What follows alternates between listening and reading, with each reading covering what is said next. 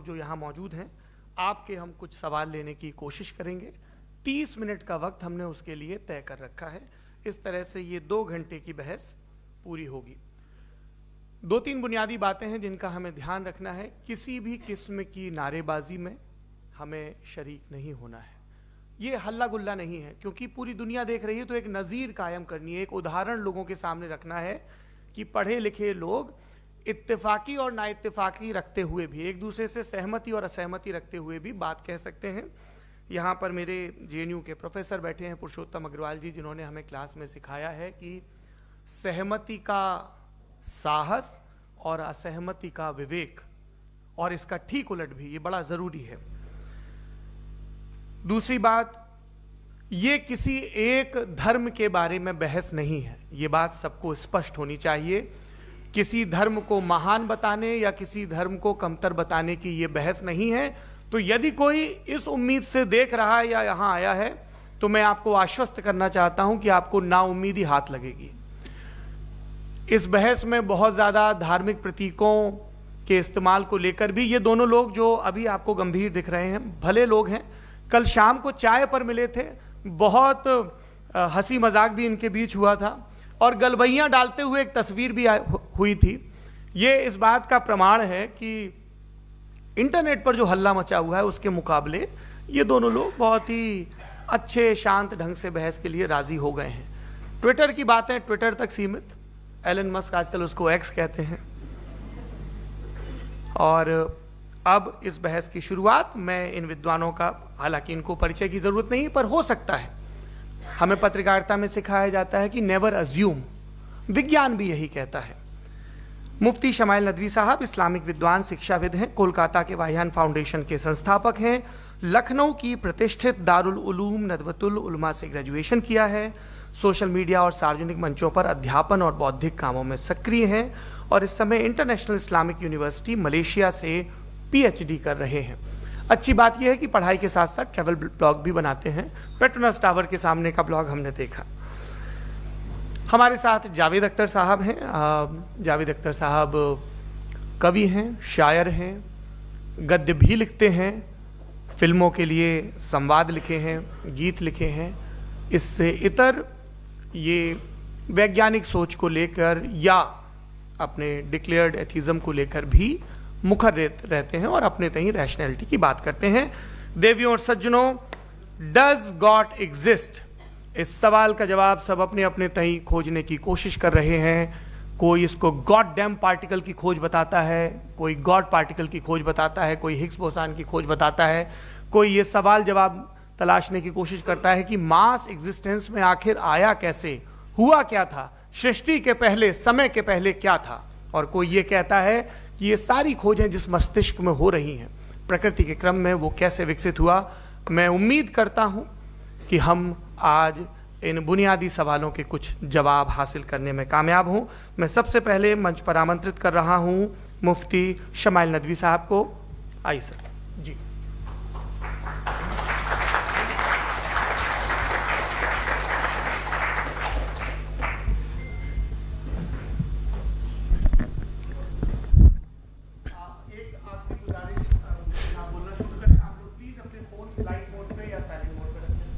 एक बार चेक कर ले, कई बार बेध्यानी हो जाती है।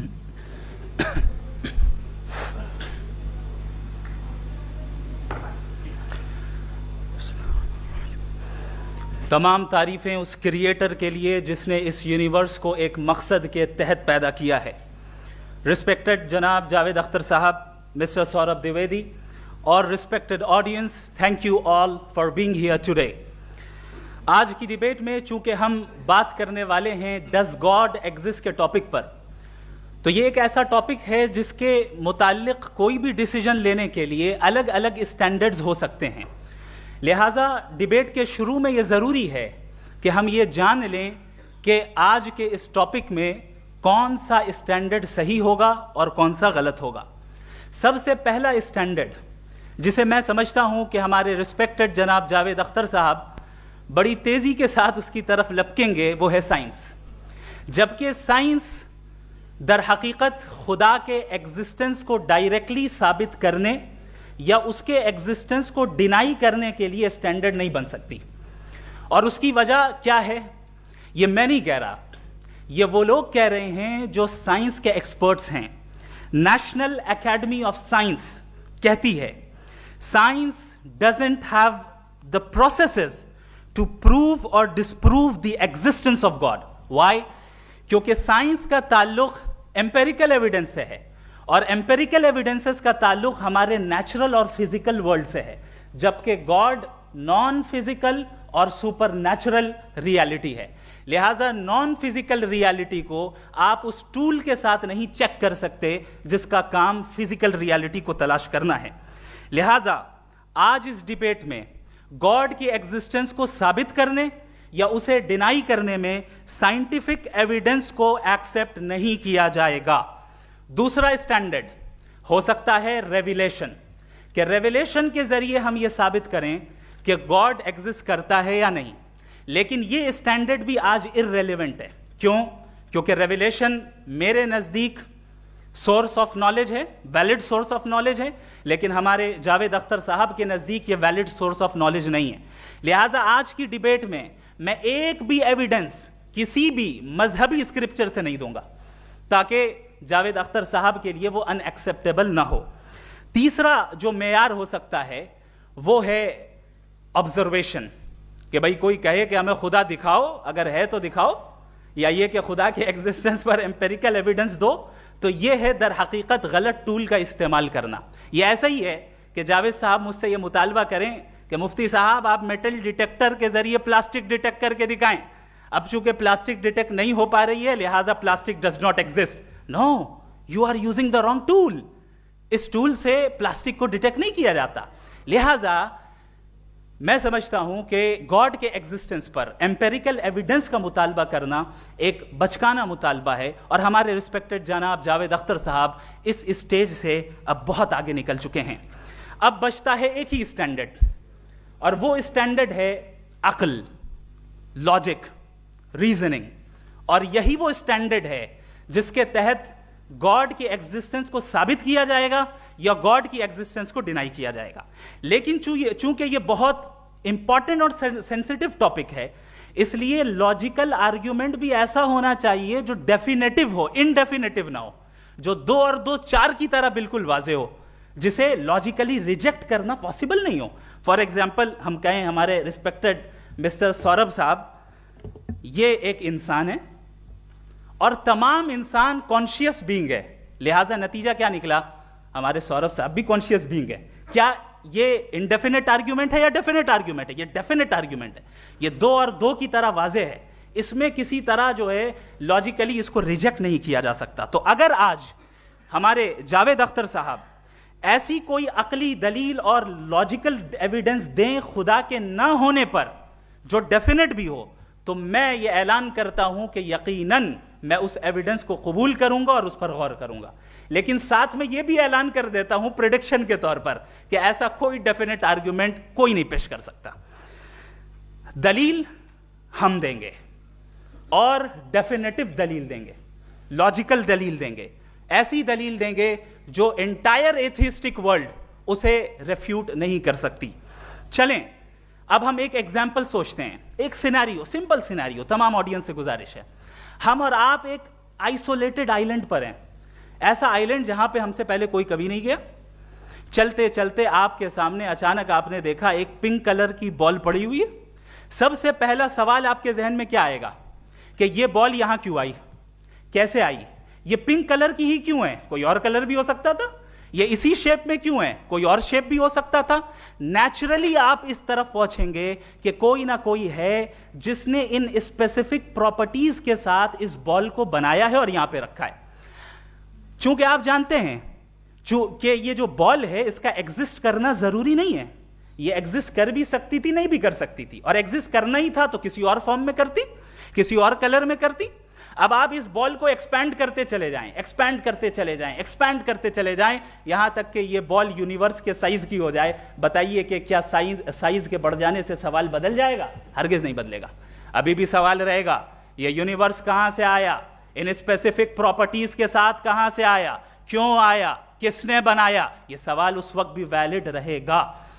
लेकिन यह सवाल अगर हम जनाब जावेद अख्तर साहब से करें तो चूंकि इनका वर्ल्ड व्यू एथिस्टिक है, और सिर्फ इनका नहीं, मतलब जितने भी एथिस्ट हैं और एथिस्टिक वर्ल्ड व्यू को रखने वाले से अगर आप ये सवाल करें कि ये यूनिवर्स कहां से आया, तो इनका जवाब या तो आर्ग्यूमेंट फ्रॉम इग्नोरेंस होगा या डॉगमेटिक होगा। या तो ये कहेंगे कि मुझे नहीं पता कि ये कहां से आया, लिहाजा गॉड डज नॉट एग्जिस्ट, ये आर्ग्यूमेंट फ्रॉम इग्नोरेंस है, या ये कहेंगे कि ये यूनिवर्स खुद ब खुद बन गया। इसका मतलब ये है कि उस बॉल को भी खुद ब खुद बन जाना चाहिए, लेकिन बॉल के ताल्लुक से ये एक्सप्लेनेशन एक्सेप्ट नहीं की जाएगी कि ये खुद ब खुद बन गई, लेकिन यूनिवर्स के ताल्लुक से कर दिया जाएगा। इसे हम दूसरे अल्फाज में डॉगमा भी कह सकते हैं। दूसरी चीज, हमारे जावेद अख्तर साहब जरूर गॉड ऑफ गैप्स की मिसाल भी जरूर देंगे, और मिसाल देंगे कि पहले जमाने में बिजलियां कड़कती थी तो लोगों ने किसी एक खुदा की तरफ, और बारिश होती थी तो दूसरे खुदा की तरफ मंसूब कर दिया, उनके पास दलील नहीं थी। यह हमारा वर्ल्ड व्यू है ही नहीं, यह हमारा वर्ल्ड व्यू है ही नहीं, क्योंकि नेचुरल फेनोमेना के प्रोसेस की इंटरप्रिटेशन को जान लेने से यह कहां से साबित हो गया कि गॉड एग्जिस्ट नहीं करता है। इस पर मैं इंशाअल्लाह अभी आगे बात करूंगा। आप हजरात ये भी देखेंगे, और मैं ये एक्सपेक्ट करता हूं कि हमारे रिस्पेक्टेड जनाब जावेद अख्तर साहब जरूर इमोशनल आर्ग्यूमेंट्स भी देंगे, जो कि एक लॉजिकल फेलेसी है जब बात आती है ट्रुथ को डिसाइड करने में। क्यों? मिसाल के तौर पर वो कहेंगे कि अगर गॉड है तो ईविल क्यों एग्जिस्ट करता है, जबकि मैं कहता हूं ईविल का एग्जिस्ट करना गॉड के एग्जिस्ट करने की दलील है, उसके खिलाफ नहीं है। चूंकि अगर गॉड है तो हम सब उसके सामने अकाउंटेबल हैं, और अगर हम अकाउंटेबल हैं तो अकाउंटेबिलिटी के लिए ईविल का मौजूद होना जरूरी है, उसके बगैर हम अकाउंटेबल नहीं हो सकते। और अगर हम अकाउंटेबल नहीं हैं तो हम जनाब जावेद अख्तर साहब से पूछेंगे कि आप बताएं कि फिर सफरिंग इस दुनिया में क्यों है? अगर खुदा नहीं है तो सफरिंग क्यों है? और उन लोगों के जज्बे का क्या जिनके अंदर सफरिंग के बाद इंतकाम लेने का जज्बा पाया जाता है और वो इस दुनिया से ऐसे ही चले गए, क्या उनकी सारी तकलीफें बेकार चली जाएंगी? अब आ जाएं उसी एग्जाम्पल की तरफ कि बॉल, मुझसे अगर कोई पूछे इस बॉल को किसने बनाया, और या इस एक्सपेंडेड बॉल को किसने बनाया, मैं कहूंगा कि चूंकि ये यूनिवर्स और इस यूनिवर्स की तमाम चीजें कॉन्टिंजेंट हैं। कॉन्टिंजेंट होने का मतलब ये होता है कि जो अपने एग्जिस्टेंस पे किसी के ऊपर डिपेंड करती हो, तो जाहिर है ये यूनिवर्स कॉन्टिंजेंट है। और अगर कोई चीज कॉन्टिंजेंट नहीं है तो मैं रिक्वेस्ट करूंगा कि मुझे दिखा दें कि कौन सी चीज यूनिवर्स में कॉन्टिंजेंट नहीं है, हम भी जरा गौर कर लें और हम भी देख लें। और जब कॉन्टिंजेंट चीजें मौजूद हैं तो फिलोसोफर्स की इस्तिलाह के मुताबिक, हम उस टर्मिनोलॉजी के मुताबिक हम उस जगह तक पहुंचते हैं और उस हस्ती तक पहुंचते हैं जिसे नेसेसरी बीइंग कहा जाता है, कि ये वो नेसेसरी बीइंग है जिसका मौजूद ना होना नामुमकिन हो। क्योंकि अगर ये मौजूद ना हो तो सारी चीजें एग्जिस्टेंस में आएंगी ही नहीं, और ये सारी कॉन्टिंजेंट चीजें उसी के ऊपर डिपेंड करती हैं। अब अगर आप ये सवाल करते हैं कि फिर उस हस्ती को किसने बनाया, फिर उसका कॉज क्या है, फिर उसका कॉज क्या है, फिर उसका कॉज क्या है, और एंडलेसली चले जाएं, इसे हम कहते हैं इन्फिनिट रीग्रेस ऑफ कॉजेस, जो कि लॉजिकल फेलेसी है। कॉन्सेप्चुअली इन्फिनिटी पॉसिबल है। मिसाल के तौर पे न्यूमेरिकल्स 1 2 3 गिनते चले जाएं, इन्फिनिट नंबर्स हैं। मैं कॉन्सेप्चुअली बात नहीं कर रहा, प्रैक्टिकली रियलिटी में साबित करके दिखाएं कि infinite regress of causes possible हैं या नहीं। अगर पॉसिबल हैं तो हम मान लेंगे, मिसाल दे दें, और पॉसिबल नहीं है तो एक ही ऑप्शन बचता है जिसे हम कहते हैं नेसेसरी बीइंग। ऐसी नेसेसरी बीइंग जो इंडिपेंडेंट है, क्योंकि अगर वो डिपेंडेंट हुई तो वो नेसेसरी नहीं रहेगी। ऐसी इंडिपेंडेंट बीइंग जो इटर्नल है, अगर वो इटर्नल नहीं होगी, उसकी बिगिनिंग होगी तो वो खुद कॉन्टिंजेंट है। ऐसी बीइंग जो पावरफुल है, क्योंकि कॉन्टिंजेंट को एक्चुअलाइज करने के लिए पावर चाहिए। ऐसी बीइंग जो इंटेलिजेंट है और नॉलेजेबल है, क्योंकि ये यूनिवर्स स्पेसिफिक फॉर्म और स्पेसिफिक लॉज ऑफ नेचर के तहत प्रिसाइजली चल रहा है। थैंक यू मुफ्ती साहब। मैं इन दलीलों के बाद जावेद अख्तर साहब से गुजारिश करूंगा, आप बैठ के बोलना चाहेंगे या वहां? जी।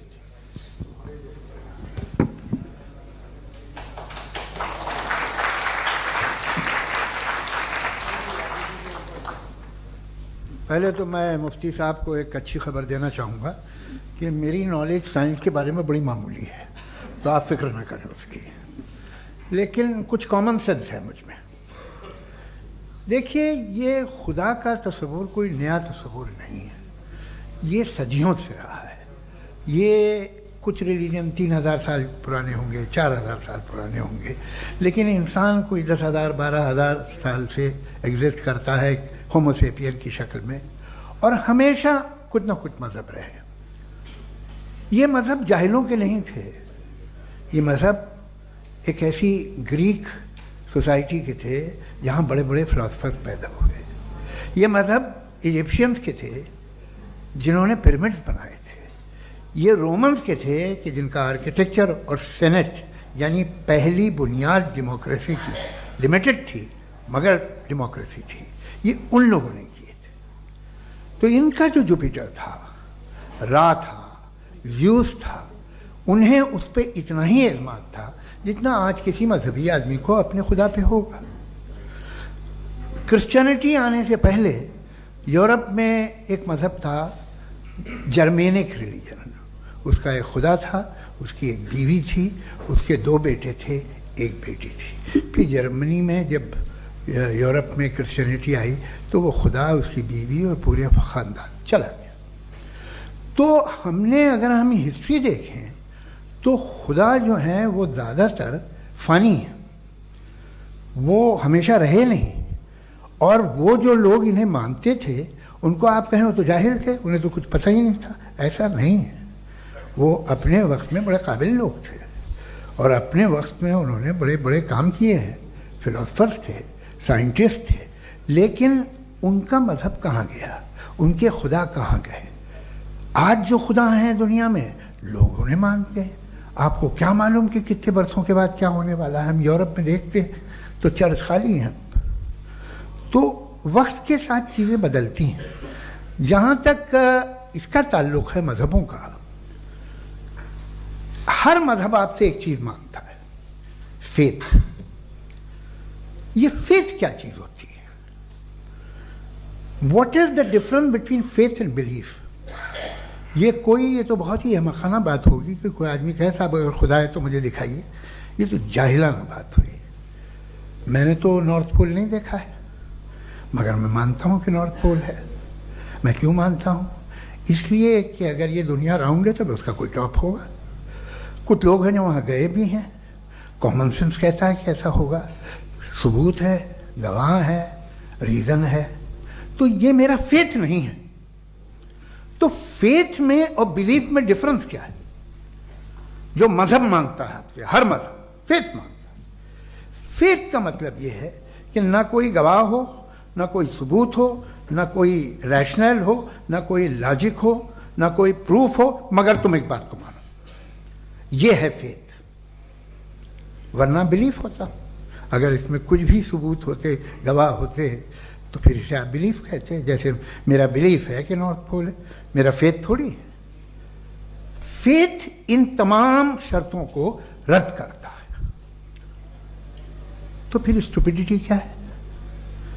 अगर मैं एक बात ऐसी मानूं जिसकी ना कोई लॉजिक है, ना कोई रैशनल है, ना कोई प्रूफ है, ना कोई गवाह है, ना कोई सबूत है, और मैं उसे मानूं, तो ये स्टुपिडिटी हुई। इसे ही भाई कल को मैं यकीन कर लूँ कि एलॉन मस्क जो है मेरा भाई है, तो मुझे इंतहाई खुशी होगी, सुकून भी बहुत मिलेगा मुझे। लेकिन और कहे भाई क्यों मानते हो, क्या सबूत है भाई, वो तो अमेरिकन है और तुम तो इंडियन हो, वो तो नस्ल अलग है, तुम्हें कभी मिले भी नहीं। साहब देखिए मेरा फेथ है, इस पर बात न किया। फेथ का मतलब ही यह है कि आप प्रूव नहीं कर सकते। अगर आप प्रूव कर सकते हो तो फेथ की ज़रूरत ही नहीं, फिर तो आप बात करेंगे, आप कितनी बहस कर लीजिए। अल्टीमेटली दुनिया का हर मज़हब फेथ पे टिका है, और फेथ का मतलब है एक ऐसा यकीन जिसका कोई सबूत, कोई गवाह, कोई रैशनल नहीं। अब आप ये कहें, क्या आप ये क्यों कह रहे हैं कि साहब ये कायनात किसने बनाई? कमाल ये है कि आपने बताया कि एक आइलैंड पे गए और एक बॉल देखी। आपने ये नहीं कहा कि आइलैंड किसने बनाया, आपको सिर्फ बॉल पे हैरत हुई। हमने आइलैंड पे हमने हैरत नहीं की, होते हैं आइलैंड। इसी तरह ये आइलैंड है, सितारे, ये गैलेक्सीज, ये सब आइलैंड हैं, खला में। हम उन्हें टेकन फॉर ग्रांटेड लेते हैं, हम पूछते नहीं किसने बनाए। आपने जजीरे के बारे में भी नहीं पूछा है। मेरी पैदाइश कैसे हुई? क्या मैं प्लान्ड पैदा हुआ था? I was plan to be born, या एक लकी स्पर्म था जो किसी एक से चिपक गया? मेरी पैदाइश रैंडम है। रैंडम। और इंसाफ जिसे आप कहते हैं, इंसाफ का तो नेचर से कोई वास्ता ही नहीं है। जो आप कहते हैं कि एक दिन इंसाफ मिलेगा, इंसाफ is a human concept, nature में कोई इंसाफ नहीं। अगर शेर हिरन को खा जाता है तो उसे कोई सजा नहीं मिलती। अगर एक आंधी आती है और हरे भरे पेड़ों को उखाड़ के फेंक देती है तो आंधियों की जेल नहीं होती है। नेचर में इंसाफ नहीं, इसलिए वो नेचर को इंसाफ की जरूरत भी नहीं। नेचर तमाम एक है। अब हम कहें कि साहब ये देखिए जो मैंने खाना खाया था, ये मेरी आँख तो नहीं यूँ कर दिया उसे, तो इसे सज़ा मिलनी नहीं, वो सिस्टम है, ऐसे ही चल रहा है। नेचर बगैर इंसाफ के है। इंसाफ इज अ ह्यूमन कॉन्सेप्ट। तो जो आपसे कहता है कि मैं तुम्हें इंसाफ दूंगा, वो इंसानी जहन की पैदावार है। ये नेचुरल है ही नहीं, ये आसमानी है ही नहीं। नेचर का तसव्वुर, इंसाफ का तसव्वुर। भाई आप साथ मिलते हैं, अब आप लेफ्ट हैंड ड्राइव करते हैं, ये क्या है? तमाम सच, तमाम नेकी, तमाम शराफत लेफ्ट हैंड ड्राइव है। वरना क्या होगा, या तो आप क्रॉस कर देंगे, आपका एक्सीडेंट हो जाएगा, या आप किसी को मार देंगे, या ट्रैफिक जैम हो जाएगा। झूठ, बेईमानी, रिश्वतखोरी, ये तमाम जो है driving on the wrong side है। इसके ऊपर कुछ नहीं। ये तो हमने बनाया, जैसे हमने लेफ्ट हैंड ड्राइव बनाई है। ये कॉन्सेप्ट ऑफ इंसाफ जो है ये हमारा है, इसका नेचर से कोई वास्ता नहीं। शेर खा जाता है हिरन को, उसे जेल होती है क्या? कुछ भी नहीं, है ही नहीं। तो ये जो दुनिया के रिलीजन प्रॉमिस करते हैं आपसे इंसाफ, इसी से मालूम होता है कि ये मैन मेड है। ये तसव्वुर कहीं और का है ही नहीं। जो नेचर है, कुछ लोग कहते हैं नेचर ही खुदा है, तो नेचर में तो इंसाफ नहीं कहीं। और आप वादा कर रहे हैं कि तुम्हें मरने के बाद इंसाफ मिलेगा। मुझे अगर मिलेगा तो मैं बहुत खुश होऊंगा, लेकिन मैं यकीन नहीं कर पाता हूँ, इसलिए कि मैं फेथ नहीं पैदा कर सकता। The very fact that religions demand faith, इसका मतलब है कि उनके पास जस्टिफिकेशन नहीं है। अच्छा था, फिर रिलीजन अगर मॉडरेशन में है, कोई सा भी नहीं, वो आप में कुछ खूबियाँ भी पैदा करता होगा, देखिए उससे ये फ़ायदा है, वो फ़ायदा है। अल्कोहल जो है वो ज़्यादातर दवाओं में यूज़ होती है, और एक सर्वे किया गया था अमेरिका में कि लॉन्जेटिविटी किन लोगों की है। तो एक तरफ वो लोग थे जो शराब पीते ही नहीं थे, और एक तरफ वो थे जो एक बोतल शराब रोज़ पीते थे। सबसे ज़्यादा लंबी उम्र की है जो 2 पैक नाप के शराब पीते हैं और खाना खाते हैं। मगर हम शराब को बुरा समझते हैं, मैं भी बुरा समझता हूँ। क्यों? ऐसा होता नहीं। कुछ चीज़ों में आदत होती है जो बढ़ती है। आज तक में एक आदमी दूध पीता है, आप 10 साल बाद भी मिलेंगे तो एक ही गिलास पीता होगा। ऐसा नहीं होता, सुबह से दूध पीता रहता है। मिल्कोहलिक मैंने नहीं देखे, अल्कोहलिक होते हैं। ये टेंडेंसी है मजहब की कि वो बढ़ता है, जैसे कैंसर बढ़ता है, जैसे शराब बढ़ती है।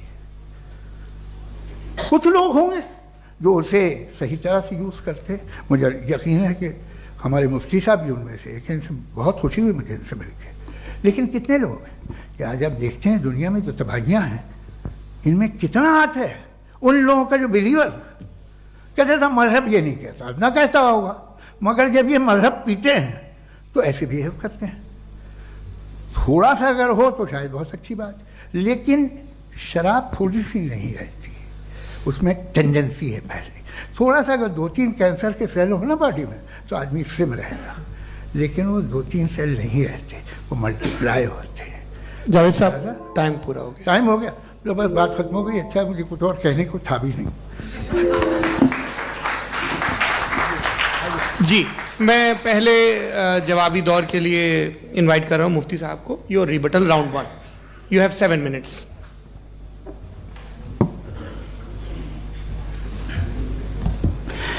Thank you very much Javed साहब। आपकी बात को सुनकर बड़े महजूज हुए हम लोग। महजूज, do you understand? We enjoyed.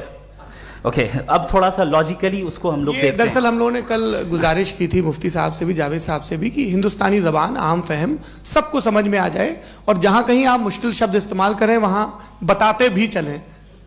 Thank you. तो सबसे पहले हमारे रिस्पेक्टेड जावेद साहब ने हवाला दिया कि खुदा फानी है, कितने मजहब आगे चले गए, किसी ने जुपिटर को खुदा माना, किसी ने किसी को माना। मैं कहता हूं जिसने कॉन्टिंजेंट चीज को खुदा माना, गलत माना, वो खुदा ही नहीं, वो खुदा ही नहीं है। हम तो नेसेसरी बीइंग को साबित करने बैठे हैं, वो नेसेसरी कॉज जो इटरनल है, जो अबदी भी है और अजली भी है, हम किसी और को साबित करने नहीं बैठे। दूसरी चीज उन्होंने कहा कि फेथ एंड बिलीफ, ये एक ऐसी डेफिनेशन है फेथ की जो इन्होंने पहली मर्तबा पेश की है, या माफ कीजिएगा इन्होंने पहली मर्तबा पेश नहीं की है, रिचर्ड डॉकिंस ने पहली मर्तबा पेश की है। मुझे मालूम है ये सोर्स कहां से है। एपिस्टेमोलॉजिकली फेथ और बिलीफ का फर्क आप इस तरह नहीं कर सकते सर। फेथ सही भी होता है, गलत भी होता है, बिलीफ सही भी होता है, गलत भी होता है। जो लॉजिक, रीजन और एविडेंस से बैक्ड होगा वो फेथ सही होगा। और आप जिस फेथ की बात कर रहे हैं कि इलॉजिकल है और उसके पीछे नहीं है, तो we are on the same page. हम नहीं मानते उस फेथ को, जो फेथ ऐसा हो जिसके पीछे कोई लॉजिक ना हो, एविडेंस ना हो, हम नहीं मानते। हम तो उस फेथ के कायल हैं जिसके पीछे लॉजिक हो और एविडेंस हो। तो बिलीफ सही भी होता है, गलत भी होता है, फेथ भी सही होता है और गलत भी होता है। तो आज फेथ और बिलीफ के डिफरेंस पे बात नहीं हो रही है। आज आप चाहे फेथ एक्सेप्ट कर लें या बिलीफ एक्सेप्ट कर लें, आज ये बात होगी कि ट्रूथ क्या है, चाहे ट्रू बिलीफ सही है या ट्रू फेथ सही है, और फॉल्स फेथ क्या है और फॉल्स बिलीफ क्या है, बात इस पे हो रही। दूसरी चीज इन्होंने पूछा स्टुपिडिटी फिर क्या है। अगर फेथ रिलीजन स्टुपिडिटी नहीं है तो और क्या है, चूंकि फेथ का मुतालबा करते हैं तो स्टुपिडिटी क्या है। मैं कहता हूं स्टुपिडिटी एथिज्म है। उसकी वजह यह है कि आप एक सड़क पे जा रहे हो और आप किसी गार्डन में जाएं और देखें वहां लिखा है फूलों के साथ I love Javed Akhtar, and I really do, I love you sir. So जब आप वहां पर पहुंचे तो वहां पहुंचकर अब ये बताएं, क्या आप ये कहेंगे वाह व्हाट अ नेचुरल सिलेक्शन, ये क्या नेचुरल सिलेक्शन है? नहीं, ये प्रिसाइजली डिजाइंड है, इसके पीछे डिजाइनर है। लिहाजा अगर कोई एक ऐसी कॉमन सेंस की बात को कबूल नहीं कर रहा है कि यूनिवर्स जो इतने प्रिसाइजली काम कर रहा है, हम कह दें कि खुद ब खुद बन गई, मैं समझता हूं इससे बड़ी स्टुपिडिटी और कुछ नहीं है। ये इरैशनल चीज है। फिर हमारे सर ने कहा कि आपने बॉल पे फोकस किया, आइलैंड पे फोकस नहीं किया। अरे आइलैंड को किसने बनाया यही समझाने के लिए तो बॉल की मिसाल दे रहा हूं। और बॉल भी कॉन्टिंजेंट है, आइलैंड भी कॉन्टिंजेंट है, दोनों नेसेसरी बीइंग का मुतालबा करते हैं। आगे इन्होंने कहा कि नेचर में कोई इंसाफ नहीं है। हम डिसाइड करते हैं कि मोरालिटी क्या होती है, इंसाफ क्या होता है। हम डिसाइड करते हैं, जैसे ड्राइविंग सीट में ट्रैफिक वाला, ये तो किसी खुदा ने नहीं कहा, ये है, इसे कहते हैं फॉल्स इक्विवेलेंस। ये एक लॉजिकल फेलेसी है। आपने जो है मिसाल दी ड्राइविंग की और ट्रैफिक की, ये सब्जेक्टिव मोरालिटी है। आप सब्जेक्टिव मोरालिटी को मिसाल बनाकर ऑब्जेक्टिव मोरालिटी के ऊपर नहीं थोप सकते। इंसाफ की ऑब्जेक्टिव मोरालिटी। अगर आप ये कहते हैं कि नेचर में इंसाफ नहीं है, तो इंसाफ का न होना ये नेचुरल हुआ, तो फिर नेचर को नेचर रहने दे, क्यों हम इतना स्ट्राइव कर रहे हैं दुनिया में इंसाफ लाने के लिए? ये तो इलॉजिकल बात है, इरैशनल बात है। इसलिए बहुत सी चीजें ऐसी हैं जो ऑब्जेक्टिवली जो है इविल या गुड हैं, और बहुत सी चीजें ऐसी हैं जो सब्जेक्टिवली हैं। सब्जेक्टिवली जो मोरल होता है या इमोरल होता है, उसको हम सोशल कंसेंसस से या पर्सनल प्रेफरेंस से डिसाइड करते हैं। लेकिन जो ऑब्जेक्टिव मोरालिटी है, जिसमें इंसाफ आया, जो इन्होंने बार बार रिपीट किया, ये ऑब्जेक्टिव है, सब्जेक्टिव नहीं है। अगर आप कहते हैं ये सब्जेक्टिव है, तो मेरा सवाल आपसे ये है, क्या सोशल कंसेंसस के जरिए अगर जुल्म को सही करार दे दिया जाएगा तो आप जुल्म को जस्टिफाई करेंगे? दूसरी चीज इन्होंने यह कहा कि 2 पैक शराब पी लें तो वो उतने पे नहीं रहता, बढ़ जाता है। यही मामला मजहब के साथ है। 2 पैक आप पी लें, बढ़ेगा। तो ये एक ऐसी मिसाल है, इसको कहीं भी फिट कर लें कि आप एथिज्म पे जब फिट करें, जब आप 2 पैक एथिज्म का लेंगे ना, तो वो बढ़ बढ़ के नॉर्थ कोरिया बनेगा। Thank you.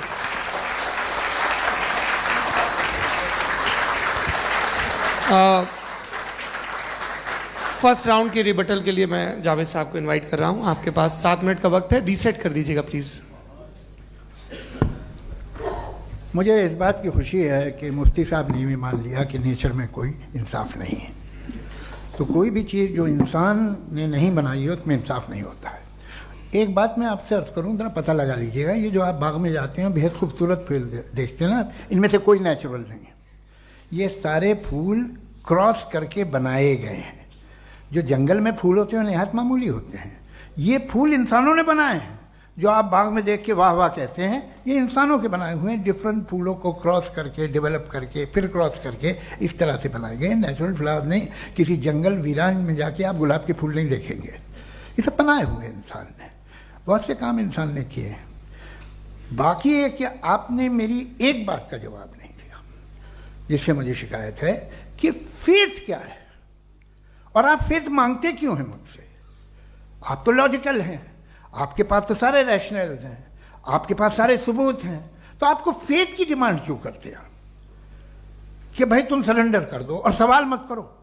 कोई मजहब सारे सवाल करने की इजाजत नहीं देता है और मना करता है कि दादा सवाल ना करो, बह जाओगे तुम। आप क्यों रोकते हैं?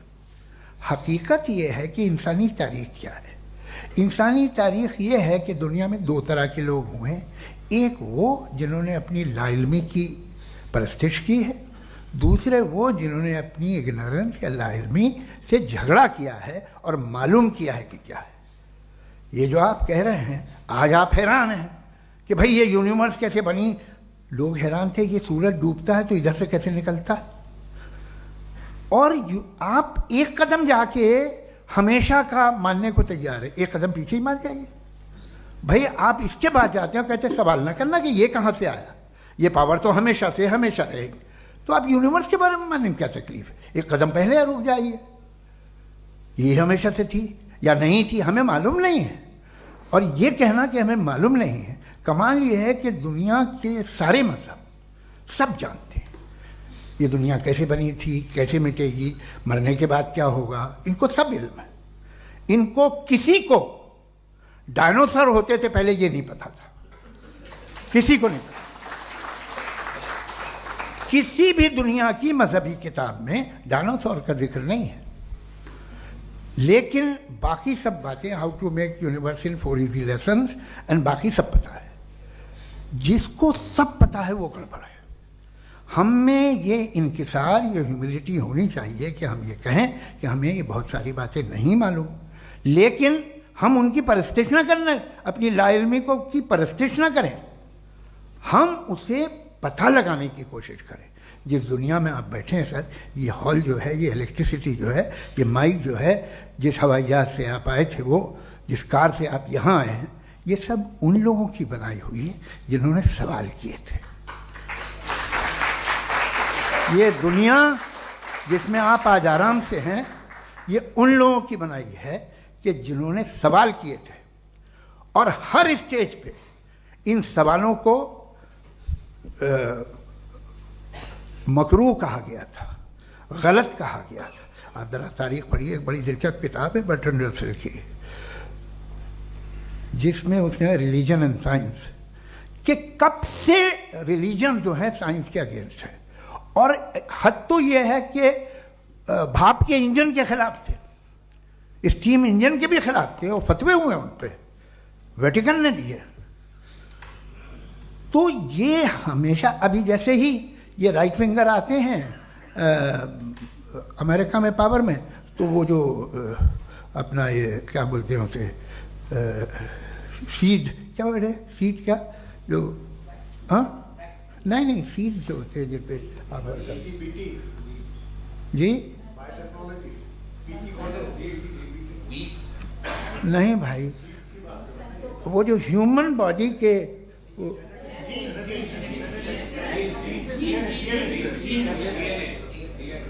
उस पर रिसर्च बंद हो जाती है, रिपब्लिकन नहीं करने देते।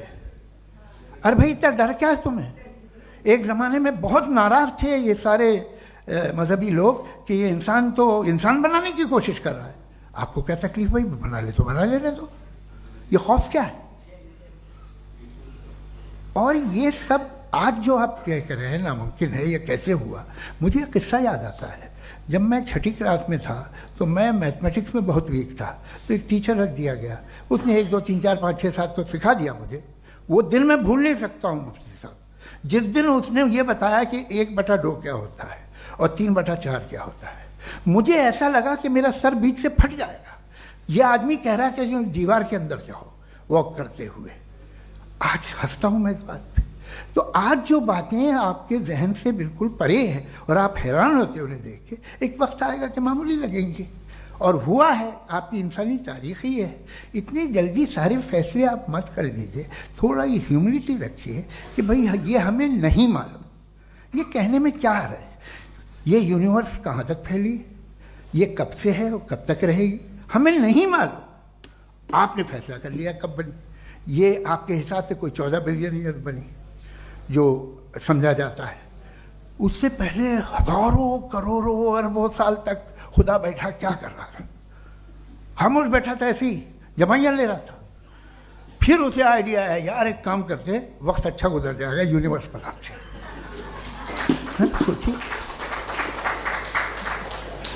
वो तो हमेशा से है ना, मगर यूनिवर्स हमेशा से नहीं है, ये तो बनाई गई है।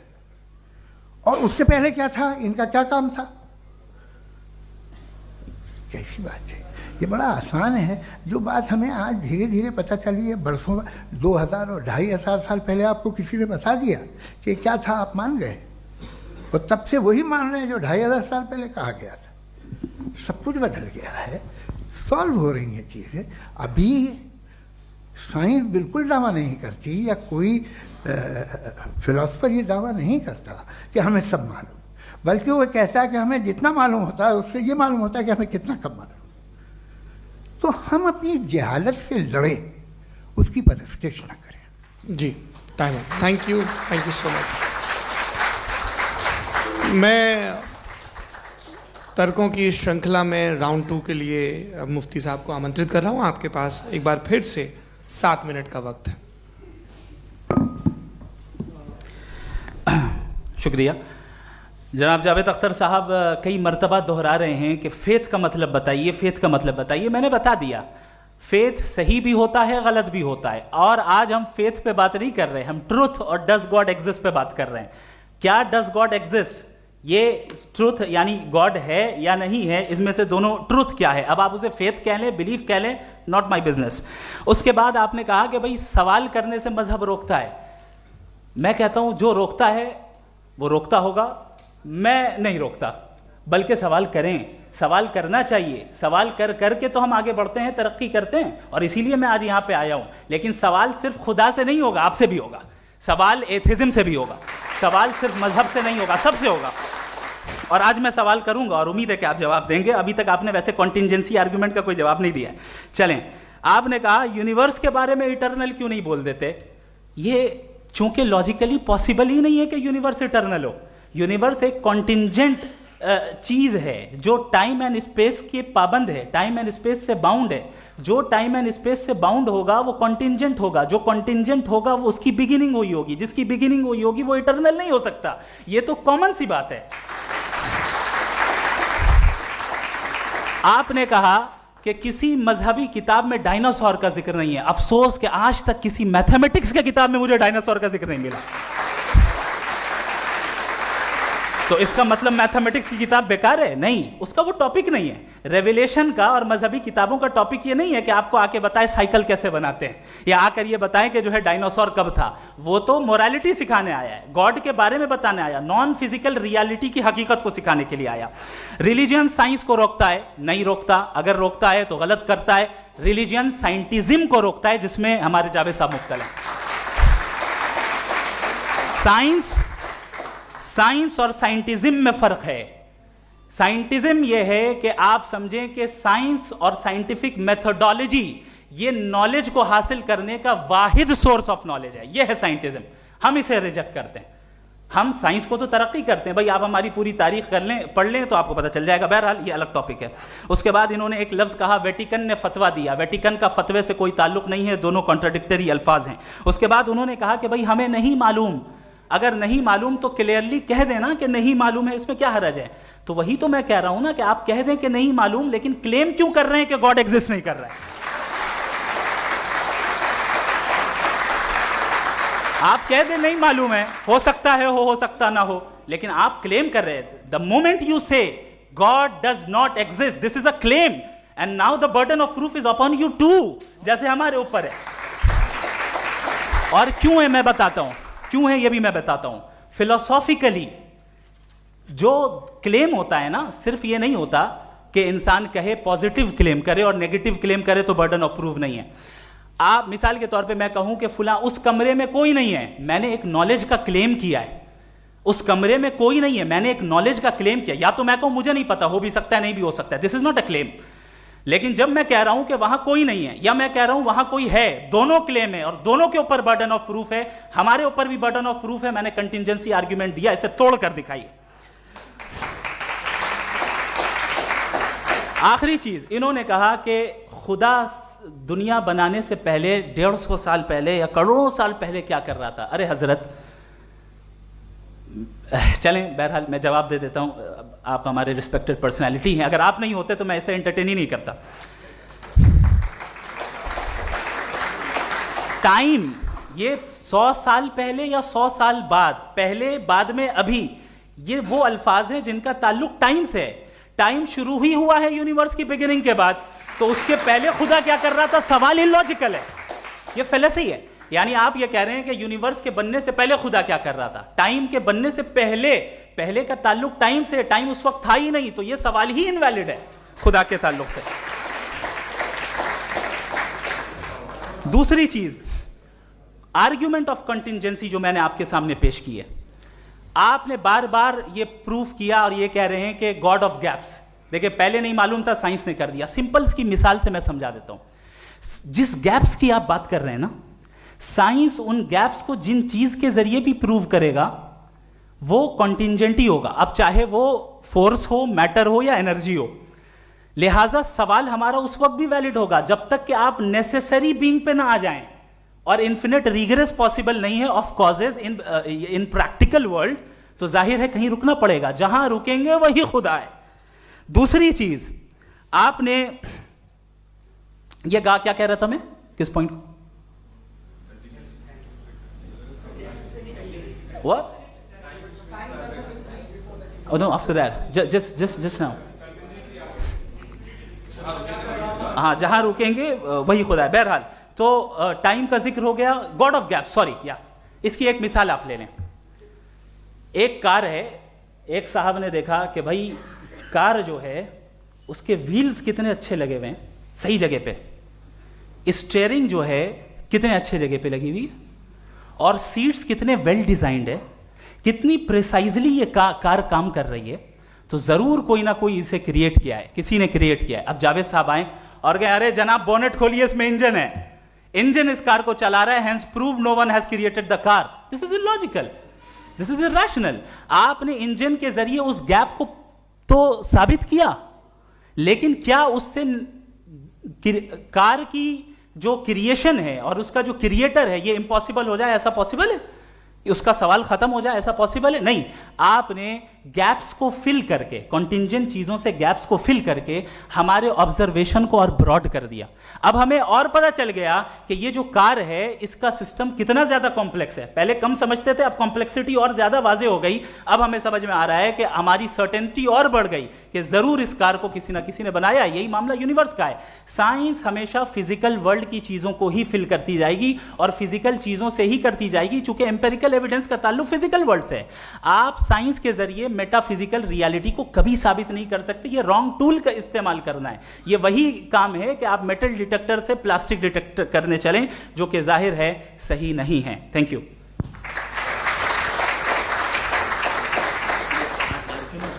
जी, ये आर्ग्यूमेंट का राउंड 2 है। हाँ। 7 मिनट है। पहले तो मैं आपसे अर्ज करूं कि आपने कहा कि जब कायनात ही नहीं थी तो वक्त भी नहीं था, कुछ भी नहीं था। कैसे नहीं था? खुदा था, एक एग्जिस्टेंस तो था ना खुदा का। तो जब खुदा था तो वक्त भी होगा। ऐसा नहीं है कि कुछ भी नहीं था, खुदा था।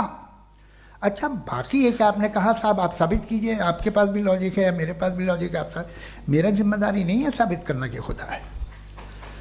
बर्टन रसल ने बड़ी अच्छी बात कही।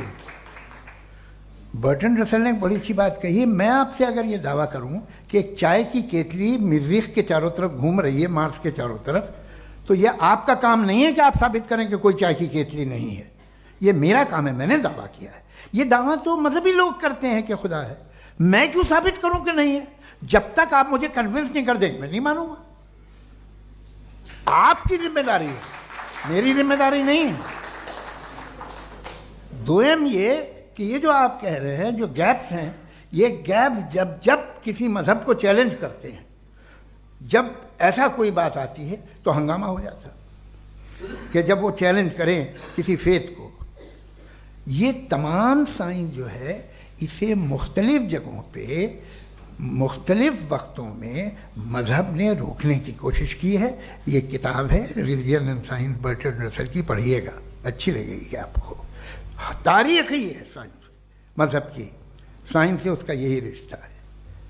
अच्छा, अब ये हम सोचें कि बहरहाल ये वजूद जो है मजहब और ये बिलीव इन गॉड इंसान को बेहतर बना देता है, तो एक काम कीजिए, हिंदुस्तान वर्ल्ड का नक्शा लीजिए और मार्क कीजिए कि रिलीजन कहाँ कहाँ ज़्यादा है, कहाँ कहाँ, चाहे वो लैटिन अमेरिका हो या मिडल ईस्ट हो या फार ईस्ट हो या हिंदुस्तान के वो इलाके जहाँ मजहबियत ज़्यादा है। रख दीजिए नक्शा अलग। अब दूसरा नक्शा कि कहाँ कहाँ नाइंसाफ़ी, रिप्रेशन, औरतों के हुकूक की पामाली, जुल्म, डिक्टेटरशिप कहाँ है, नक्शा एक ही होगा। तो आप मुझे बताएं कि जो इसका तरकीब इस्तेमाल क्या है, खुदा का तरकीब इस्तेमाल तो बताइए। आप छोटी सी दवा सड़क पे बेचते हैं, उसकी भी तरकीब इस्तेमाल बताते हैं। इसके इस्तेमाल से तो फायदा नहीं हुआ किसी को। जो सारे के सारे खराब मुल्क हैं, खराब समाज है, वो सारे जुल्म खुदा के नाम पे करते हैं। वो गलत करते हैं, सही करते हैं, मुझे क्या लेना देना उससे। इस्तेमाल से मालूम होता ना। एक विस्की की बोतल कभी शायद देखी हो आपने, लाल रंग की होती है, उस पर रोशनी और छपड़ा इंतहाई खूबसूरत लगती है, क्या बिगाड़ रही है किसी का? उसका इस्तेमाल गलत है, इसलिए आप उसे नापसंद करते हैं। इसका इस्तेमाल गलत है, इस तसव्वुर का इस्तेमाल ही गलत है और हमेशा से गलत हुआ है। आप देख लीजिए, इंसानी तारीख देख लीजिए, आज देख लीजिए, हिंदुस्तान देखिए, दुनिया देख लीजिए क्या हो रहा है। इसे कैसे इस्तेमाल कर रहे हैं फेथ वाले लोग? क्या फेयर हैं, जस्ट हैं, जो अपने खुदाओं पे यकीन रखते हैं? वो किस तरह के लोग हैं? वो लोगों को इंसाफ देते हैं, वो बेहतर इंसान बने। तो इस दवा का फ़ायदा क्या है? चलो बहुत फ़ायदा हो रहा तो मैं इस्तेमाल कर लूँगा, मैं मुझे तो इस दवा का कोई फ़ायदा दिखता ही नहीं। मुझे तो ऐसा लगता, मैं एक और बात बताऊँ, अगर कोई आदमी मजहबी है और अच्छा आदमी है तो मैं उसकी बहुत इज्जत करता हूँ, इसलिए कि मेरा ख्याल है मजहबी आदमी का अच्छा होना मुझसे अच्छा होने से ज़्यादा मुश्किल है। भाई हर चीज़ की एक लिमिट है। आप इतना भाग सकते हैं, इतना नहीं भाग सकते, इतना वजन उठा सकते, इतना नहीं उठा सकते, इतना दूर देख सकते हैं, इतना दूर नहीं देख सकते। उसी तरह कॉमन सेंस कहता है कि आप में नेकी का भी एक कोटा होगा। अब आप अगर सुबह जाते हैं अपनी इबादत गाह और इबादत करते हैं तो बाहर निकलते हैं तो आप तो यही महसूस करते हैं कि आपने एक बहुत अच्छा काम किया, आपकी नेकी का एक बहुत बड़ा कोटा खर्च हो गया जिससे किसी का कोई फ़ायदा नहीं हो। मैं तो नहीं जाता हूँ तो मुझे तो किसी को खाना खिलाना पड़ेगा, किसी बेवा की मदद करनी पड़ेगी। मैं अपना कोटा कैसे कंज्यूम करूं? आप अपना कोटा, सारे मजहबी लोग इंतहाई यूजलेस कामों में यूज करते हैं। उसके बाद भी अगर आप में बच्ची है थोड़ी सी शराफत, तो भाई वाह क्या बात है।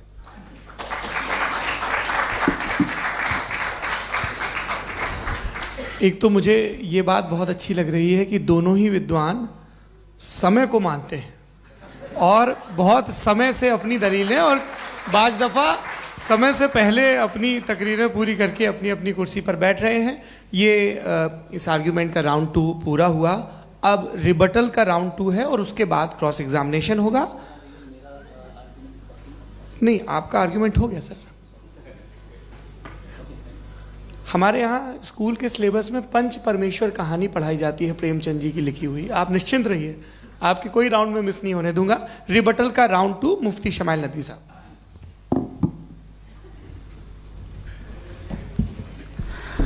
असल में जो हकीकी प्रॉब्लम है, असल प्रॉब्लम है वो ये है कि जावेद साहब के पास कॉन्सेप्ट ऑफ गॉड क्लियर नहीं है। इन्होंने कहा कि कायनात से पहले खुदा तो था, तब भी तो टाइम होगा। ये टाइम कायनात का हिस्सा है। हम खुदा, उस खुदा को मानते हैं, नेसेसरी बीइंग का टाइमलेस होना जरूरी है, चूंकि वो टाइम का क्रिएटर है। जब उसने टाइम को क्रिएट किया तो वो खुद टाइम पे कैसे होगा? उसने जब स्पेस को क्रिएट किया तो खुद स्पेस में कैसे होगा? अगर वो टाइम एंड स्पेस को पहले से ही उसका पाबंद है तो फिर किस चीज को उसने क्रिएट किया? लिहाजा ये सवाल गलत है कि खुदा था तो टाइम होगा, बिल्कुल नहीं।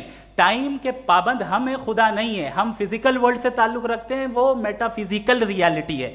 दूसरी चीज इन्होंने मिसाल दी कि चाय की केतली हवा में घूम रही होगी, और पता नहीं शायद वो बर्टन रसल का उन्होंने हवाला दिया। बहरहाल यही प्रॉब्लम है। प्रॉब्लम यही है कि हम चीजों के दरमियान डिफरेंशिएट नहीं कर पाते। ये जो आपने मिसाल दी ये इमेजिनेशन है, और मैं जो साबित कर रहा हूं वो लॉजिकल नेसेसिटी है। आप इमेजिन करने आए तो कुछ भी करें, जुपिटर में पिंक एलिफेंट होगा, यूनिकॉर्न होगा, करें, उससे कायनात पे क्या फर्क पड़ता है? उससे आप लॉजिकल नेसेसिटी साबित नहीं कर सकते। मैं तो उस प्राइम कॉज की बात कर रहा हूं, उस नेसेसरी बीइंग की बात कर रहा हूं जिसके बगैर इस कायनात का एग्जिस्टेंस मुमकिन नहीं है। दूसरी चीज, मजहब को साइंस चैलेंज करती है वगैरह वगैरह, ये हमारा टॉपिक ही नहीं है। मैं इस पर बात करूंगा तो फिर मेरा वक्त चला जाएगा। मजहब के ऊपर चूंकि हमारी डिस्कशन नहीं है, साइंस को मजहब और बिलखुसूस मैं और हमारा वर्ल्ड व्यू कम अज कम साइंस को पीछे नहीं करता है, साइंटिज्म की मजम्मत करता है। इसकी वजाहत मैंने पहले कर दी। दूसरी चीज इन्होंने कहा वर्ल्ड का नक्शा लीजिए, वर्ल्ड मैप लीजिए, दो अलग अलग जगह की। हजरत मैंने ये होमवर्क किया था, और मैंने मिडिल ईस्ट का एक नक्शा लिया और यूरोप का एक नक्शा लिया, ये मजहबी इलाका और ये लिबरल और एथीस्ट इलाका। मुझे पता चला कि सबसे ज्यादा रेप केसेस जो हैं वहां पर है।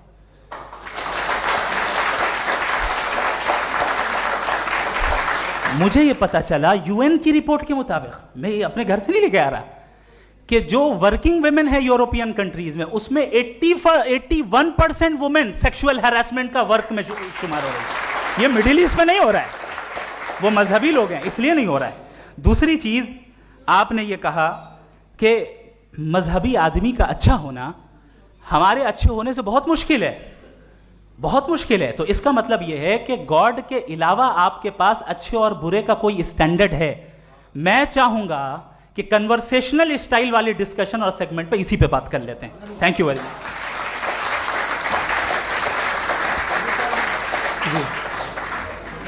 ये रिबटल का राउंड 2 है। आपके पास 5 मिनट का वक्त है, और इसके बाद क्रॉस एग्जामिनेशन शुरू करेंगे। आप चाहें तो जो इन्होंने सवाल पूछे उनके जवाब आप रिबटल में भी दे सकते हैं। जी जी, देखिए, पहले तो ये बात कि ये मिसाल गलत है।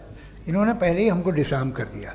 कह लिया अकल से मामला सॉल्व नहीं हो सकता, लॉजिक से आप पहुंच नहीं सकते। ये एक मेटाफिजिकल चीज़ है। मेटाफिजिकल अजीब सा लफ्ज़ है, ठीक से किसी को माने नहीं मालूम इसके, तो ऐसा लगता है कुछ बड़ी चीज़ है। अरे भाई, क्या होता है मेटाफिजिकल, बताओ, खड़ी हो। ये एक लफ्ज़ है जो कहीं भी इस्तेमाल हो जाता है। जब आप एक बात कर रहे हैं और आप मुझसे बहस कर रहे हैं तो मुझे मेटाफिजिकल मत बताइए, आप लॉजिकली मुझे प्रूफ किए। और अगर लॉजिकली आप नहीं बात करते साहब ये मेटाफिजिकल है, तो फिर हम आप बात क्या कर रहे हैं? मेरा आपका किस ज़बान में कॉन्वर्सेशन होगा? और ये कहना कि वक्त पहले नहीं था, तो फिर क्यों कहते हैं ये हमेशा से और हमेशा रहेगा? हमेशा वक्त है, तो आप कैसे कहते हैं वो हमेशा से है और हमेशा रहेगा? हमेशा का मतलब है कोई वक्त, अगर वक्त ही नहीं है तो हमेशा कैसे? बाहर वो रहेगा। अब मैं ये देखता हूँ, आपने कहा ना कि वहाँ रेप ज़्यादा होते हैं, तो हम एक बात देखते हैं कि ये दुनिया जिस पे वो कादर मुतलक है, जिसकी मर्ज़ी के बगैर पत्ता भी नहीं हिलता, ओमनीपोटेंट है, ये दुनिया चल कैसे रही है? और इस दुनिया का हाल क्या है? 45,000 बच्चे जो 10 साल की उम्र से कम थे वो गाजा में मरे। भूख से काला हांडी में बच्चे मरते हैं और डिप्थेरिया से मरते हैं। डिप्थेरिया अजीब मर्ज है, गले में जाली बनना शुरू होती है, बच्चा नीला हो जाता है, गरीब का बच्चा, इसलिए कि उपास इलाज में। ये कादर मुतलक है जो चाहे कर दे, इससे आप दुआएं मांगते हैं हमारी ये काम कर दे वो कर दे, तो इसका मतलब डे टू डे लाइफ में वो इंटरफेयर करता है और ये देख रहा है वो। अगर वो वाकई भी है फॉर डिस्कशन सेक, तो मैं जब दुनिया देखता हूँ तो मेरे दिल में उसके लिए कोई इज्जत नहीं पैदा होती। ये क्या कर रहे हो तुम पूरे ऑल पावरफुल हो ओमनीपोटेंट हो, ओमनी प्रेजेंट हो। तुम तो वहाँ गाजा में रहे होगे ना, तुम हर जगह हो। तुम देख रहे थे कि बच्चे की कैसे धज्जियाँ उड़ रही, तुम देख रहे थे, और तुम चाहते हो मैं तुम्हारी परस्तिश करूँगा, तुम हो भी। अरे यार, इससे अच्छे तो हमारे चीफ प्राइम मिनिस्टर हैं, कुछ तो ख्याल करते हैं। कमाल है, आप किसकी इबादत कर रहे हैं?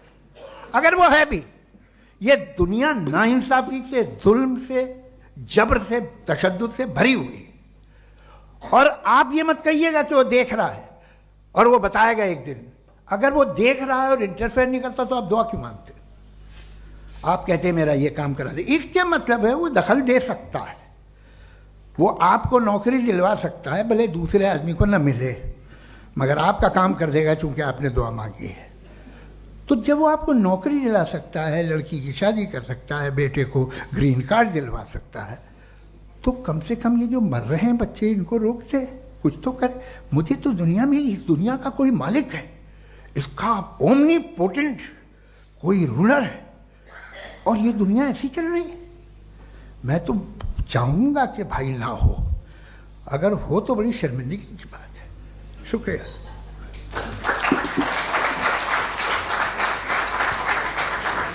देवियों और सज्जनों, इस बहस के 2 राउंड और 2 रिबटल पूरे हो चुके हैं। अब सबसे ज़रूरी और सबसे मुश्किल राउंड शुरू हो रहा है, क्रॉस एग्जामिनेशन का। अब इन विद्वानों की सज्जनता की एक परख भी होगी, और वक्त हमने 16 मिनट का तय किया है।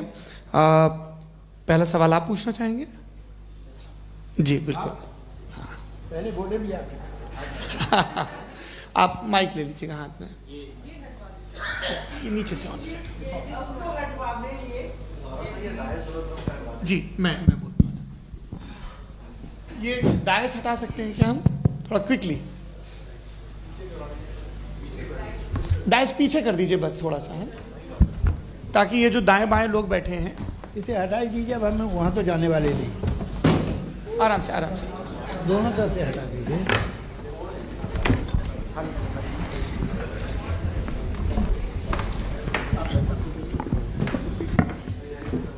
इस बीच आप लोग भी अपने अपने सवाल तैयार कर लें।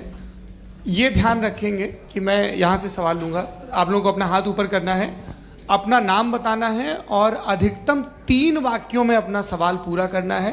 कई लोग सवाल की जगह भाषण देने लगते हैं, उससे आज बचना है। जी मुफ्ती साहब, पहला सवाल आपका, 16 मिनट हैं, हम दोनों लोगों के सवाल लेंगे। जी जी, बहुत शुक्रिया। आपकी जो अभी बात हुई बहुत अहम थी, मैं इसको चाहूँगा कि आगे डिस्कस करूँ, लेकिन चूँकि अभी ये वो सेगमेंट है क्रॉस एग्जामिनेशन, तो सबसे पहला सवाल आपसे ये है कि जो मैं इतनी देर से कॉन्टिंजेंसी आर्ग्यूमेंट आपको बता रहा था, ये अकल से ही बता रहा था हजरत, आप ये बताएं कि आप इन्फिनिट रिग्रेस ऑफ कॉजेस को पॉसिबल मानते हैं या नेसेसरी बीइंग के एग्जिस्टेंस को सही समझते हैं? चूंकि 2 ही ऑप्शन हो सकता है, आप ये बताएं। देखिए, आपको मैं ईमानदारी से बात करूं, एक तो मैं कॉन्टिजेंसी वर्ड ठीक से समझता नहीं, और इस वक्त भी जो आपने अंग्रेजी के अल्फाज इस्तेमाल किए वो ज़रा थोड़े से मुझे डिफ़िकल्ट और कॉम्प्लिकेटेड लगे, तो आप ज़रा सिंपल ज़बान में सवाल कर सकते हैं? बिल्कुल कर सकता हूँ जी। यूनिवर्स की हर चीज़ कॉन्टिंजेंट होने का मतलब ये है कि वो अपने एग्जिस्टेंस में किसी के ऊपर डिपेंडेड है। जो भी चीज़ डिपेंडेड होगी वो चीज़ इंडिपेंडेंट नहीं हो सकती, तो उसका कोई ना कोई कॉज होगा। तो अब आप क्या समझते हैं कि ये इन्फिनिट रिग्रेस है, यानी कॉज पर कॉज, कॉज पर कॉज, कॉज पर कॉज, और कभी कोई यानी ये एंडलेसली चलता रहा? क्योंकि अगर ऐसा होगा तो हम तो एग्जिस्टेंस में आते ही नहीं। लॉजिकली ये मुत्तफक अलैह चीज़ है, मुत्तफक अलैह, अग्रीड अपॉन। ओके, इस पे हमने एग्री किया था कि मुश्किल शब्द आएगा तो अर्थ बताना पड़ेगा। तो इन्फिनिट रिग्रेस तो पॉसिबल नहीं है, तो कहीं ना कहीं आपको रुकना पड़ेगा ऐसे नेसेसरी बीइंग पर। नहीं, कोई जरूरत नहीं रुकने की। किसने कहा आप रुकना पड़ेगा? आप रुकते हैं खुदा पे, आप नहीं रुकते। आप कहते हैं वो हमेशा से, जब उस वक्त से जब वक्त नहीं था। आप कहाँ रुकते हैं कि अब हुआ था वो? आप नहीं कहते। हम क्यों नहीं मान सकते कि यूनिवर्स जो है और बल्कि मल्टीवर्सेस जो है वो हमेशा से हैं, वो बनती है, बिगड़ती है। एक हमारे यहाँ एक चीज़ है ब्लैक होल, वो समेट लेता है वापस, फिर ब्लास्ट होता है, फिर फैल जाता है। और इसमें हमारी तो खैर कोई औकात ही नहीं है इंसान की। एक छोटे से जर्रे पे हम 50-60 साल की उम्र रखते हैं, जो करोड़ों अरबों साल की कायनात है उसमें, और पैदा भी नहायत ही बेहुदा वजह से हुए थे। तो इसमें ये सोचना कि इसकी वजूहात और ये क्यों है, ये डिपेंडेंट है, ये हम देख रहे हैं, क्या मालूम। आप सोचिए कि ये जो फैल रही है कायनात, ये कहाँ फैल रही है, ये कहाँ जा रही है, और ये फैल क्यों रही है? अरे बना ली थी तुमने, रुको भैया, काफ़ी है। ये फैल क्यों रही है? ये और कौन सी कायनात जिसे मैं दूरबीन से देखता हूँ तो 2 बिलियन लाइट ईयर पे है, उससे मेरा कोई वास्ता ही नहीं है। 2 बिलियन ईयर यानी अगर मैं 80,000 माइल्स पर सेकेंड से चलूँ तो 20 करोड़ साल में वहाँ पहुँच जाऊँगा। इसकी ज़रूरत क्या थी? ये दुनिया, ये कायनात तो इंसान अशरफुल मखलूक़ात के लिए बनाई गई ना। तो ये सब ये टर्म समझ में नहीं आया, इसमें कोई ख़ास समझने वाली बात थी भी नहीं। ये जो अल्टीमेट कहा यह जाता है कि ये जो पूरी यूनिवर्स है, ये जो दुनिया है, ये इंसान के लिए बनाई गई। अच्छा, ये सब इंसान के लिए। क्यों साहब, सही है ना? बिल्कुल, लेकिन इसका ये मतलब नहीं कि किसी चीज के पीछे रीजन आपको नहीं पता तो रीजन नहीं है, इसे कहते हैं नहीं, मुझे नहीं पता, लेकिन मेरी जिम्मेदारी नहीं है। वो बिल्कुल सही कहा था उसने, बर्टन रसल ने। आपने उसे मजाक में टाल दिया कि भाई आप एक दावा कर रहे हैं, मैं क्यों कहूं कि ये गलत है दावा? आप प्रूफ कीजिए, मेरे पे जिम्मेदारी ही नहीं है, मैंने थोड़ी कहा है। आप प्रूफ कीजिए कि ये सही है।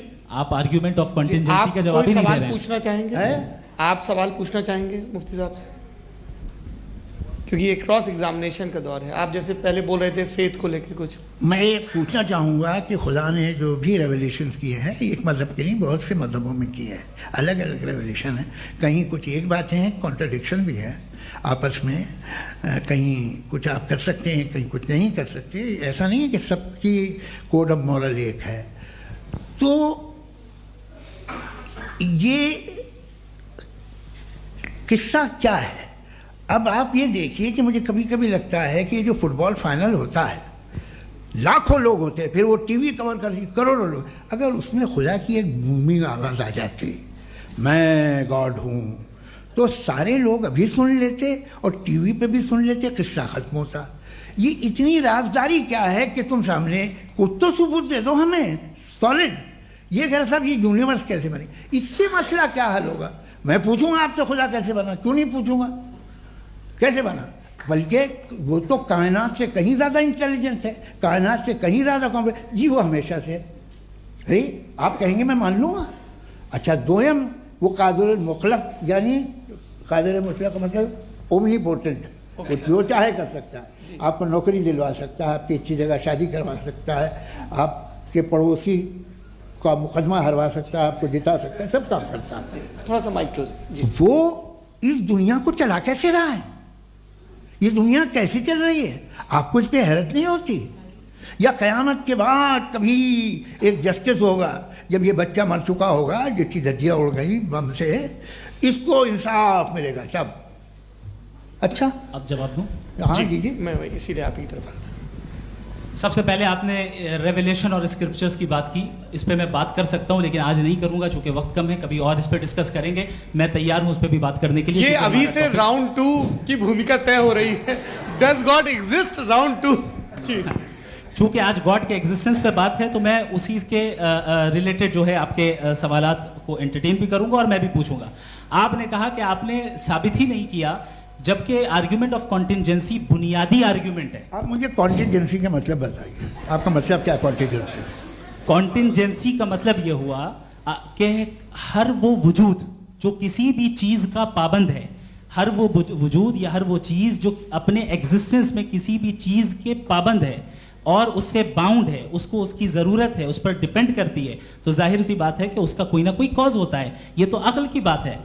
ये आप रीजनिंग की बात करते हैं, मैं वही कर रहा हूं। दूसरी चीज, आपने ये बात कही कि इतने बिलियन लाइट ईयर्स दूर है, उसका मेरा क्या लेना देना। फिर मेरे ख्याल से आपको ये नहीं कहना चाहिए I think therefore I am an atheist. आपको सोचना चाहिए, सिर्फ आप एक लिमिटेड दायरे में रहकर नहीं सोचें, बल्कि बाहर निकलकर सोचें। आपने तीसरा सवाल किया, आपने 2-3 सवाल एक साथ। ऐसी बातें ना कीजिए, कुछ को इतराज हो जाएगा आप पे कि आप कुछ भी सोचिए। ये इजाज़त आपको है नहीं, मुझे है।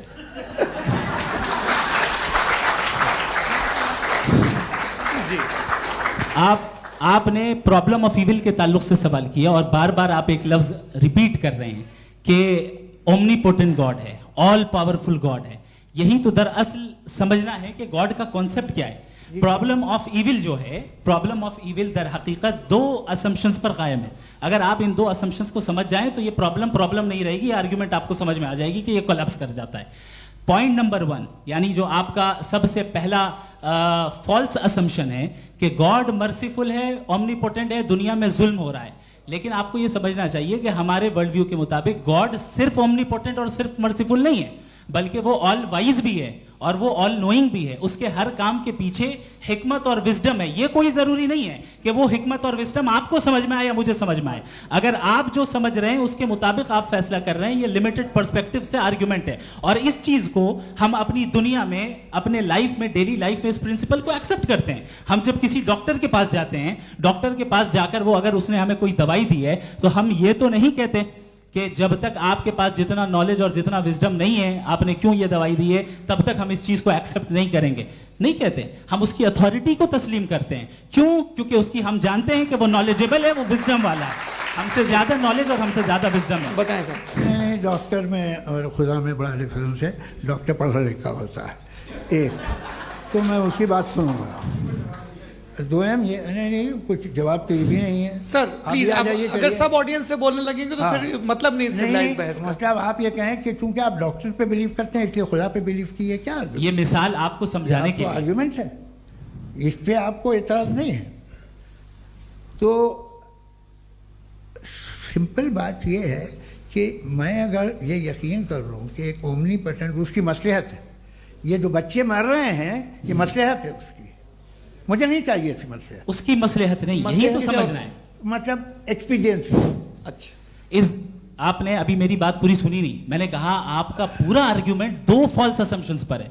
एक फॉल्स असम्पशन मैंने बता दिया, दूसरा फॉल्स असम्पशन ये है कि इस दुनिया में इविल के होने का कोई गुड रीजन नहीं है, जबकि हमारे पास बाज रीजंस मौजूद हैं, हमारे पास बाज वजूहात मौजूद हैं। अगर इस दुनिया में इविल ना हो तो आप गुड को डिफाइन कैसे करेंगे?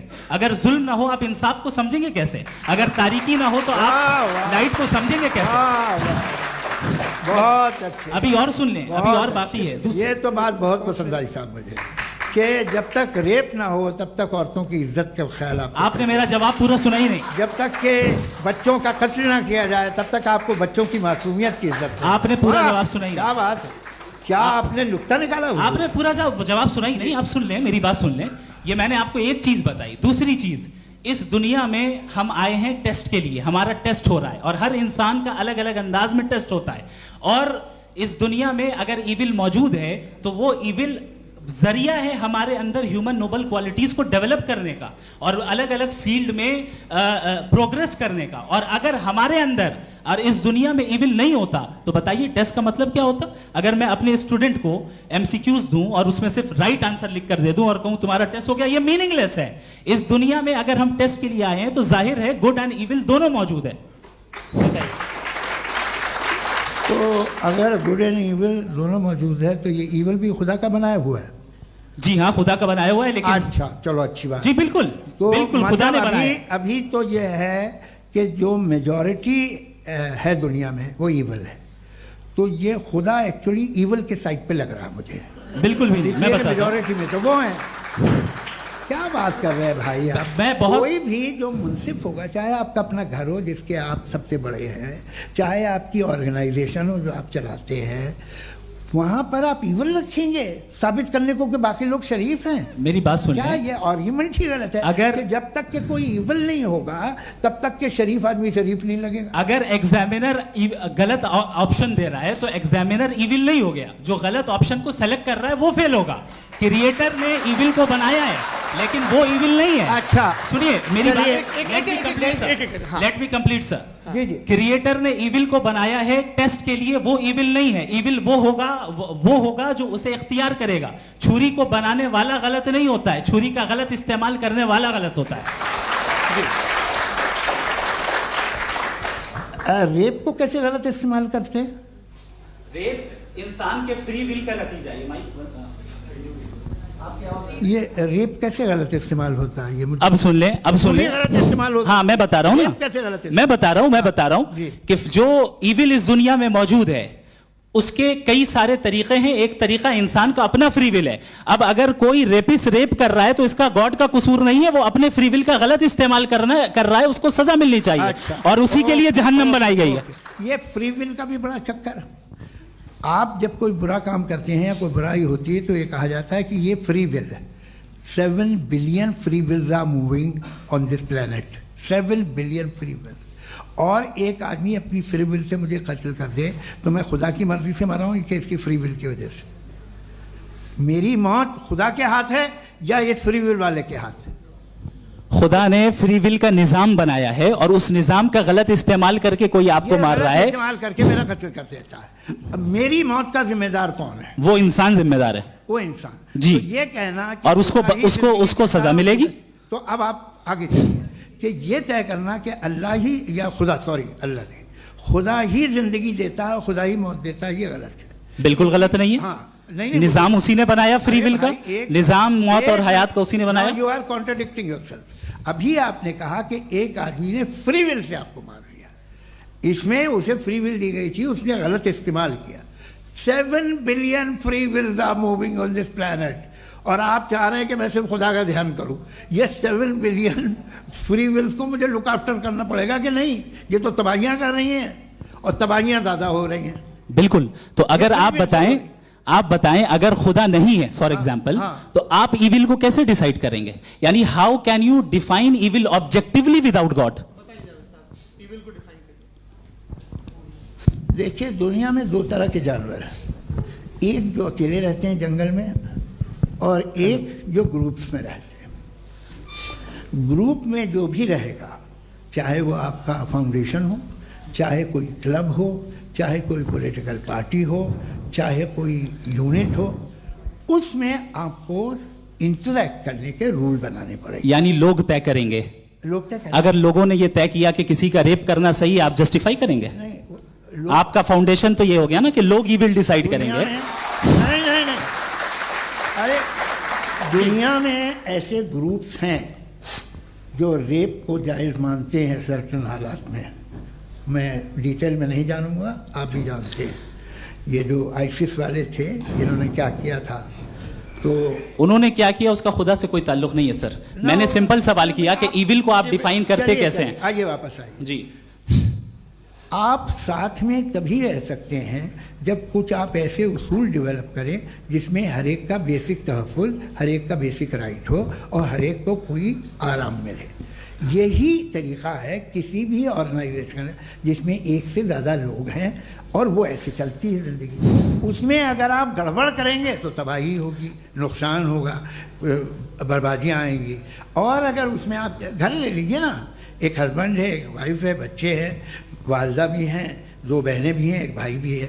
अब इसमें कोई निज़ाम आपको चाहिए साथ में रहने का, और एक दूसरे पे भरोसा रहे, एक दूसरे के बहीख्वाह हों, एक दूसरे की मदद करें, ऐसी जिंदगी। सर आपकी बात आ गई। आप ये कह रहे हैं कि लोग डिसाइड करेंगे क्या सही है क्या गलत है, यही है? मेजॉरिटी डिसाइड करेगी क्या सही है क्या गलत है? अरे भाई बिल्कुल।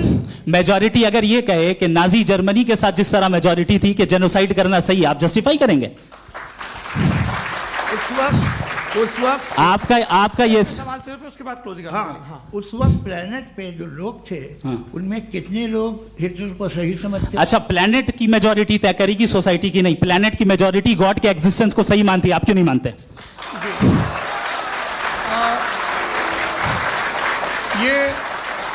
हेलो ये क्रॉस क्वेश्चन का राउंड यहाँ पर समाप्त होता है। और ये बड़ा अच्छा है कि इस तरह से फ्रेगमेंट कर दिया गया है ताकि जो मरकरी ऊपर जा रहा है नीचे जवाब दे दूं। जी। प्लेनेट की ज़्यादातर मेजॉरिटी कुछ दूसरे मजहबों के खुदा को मानती है। आप उन्हें क्यों नहीं? आप तो मेजॉरिटी की बात कर रहे हैं। अच्छा, ये क्लोजिंग आप ये कह रहे हैं इविल और गुड को डिसाइड मेजॉरिटी करेगी। मेजॉरिटी जो कर दे वो सही हो जाएगा। क्लोजिंग इसको जैसा आप ही लोगों ने तय किया है उसी फॉर्मेट को फॉलो कर लेते हैं। हाँ भाई, मैंने तो भले लोगों पे एतबार किया और तब मॉडरेशन तय किया। जी, आपके पास 5 मिनट का वक्त है, क्लोजिंग आर्ग्यूमेंट है, उसके बाद हम ऑडियंस से क्वेश्चन आंसर लेंगे जावेद साहब के क्लोजिंग आर्ग्यूमेंट के बाद। ओके, बहुत शुक्रिया। जी, हमारा जो टॉपिक है डज गॉड एग्जिस्ट, मैं इस पे इतने एकेडमिक तैयारी करके आया था, मुझे था कि मैंने सोचा था कि कई सारे मैं आर्ग्यूमेंट्स दूंगा, लेकिन वक्त की भी किल्लत और जावेद साहब बार बार इधर उधर चले जा रहे थे तो उसको भी थोड़ा एंटरटेन करना पड़ गया।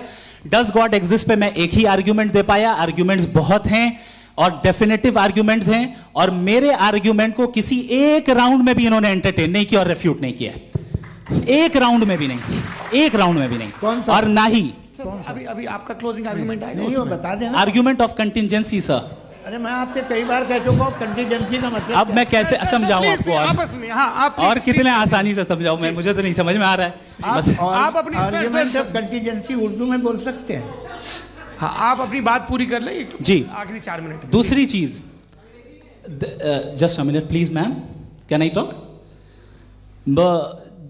दूसरी चीज ये है कि आपने एक तो इसका जवाब नहीं दिया, दूसरा आपने गॉड के ना होने पर कोई डेफिनेटिव आर्ग्यूमेंट नहीं दिया, सिर्फ मजहब पे बात कर रहे हैं आप।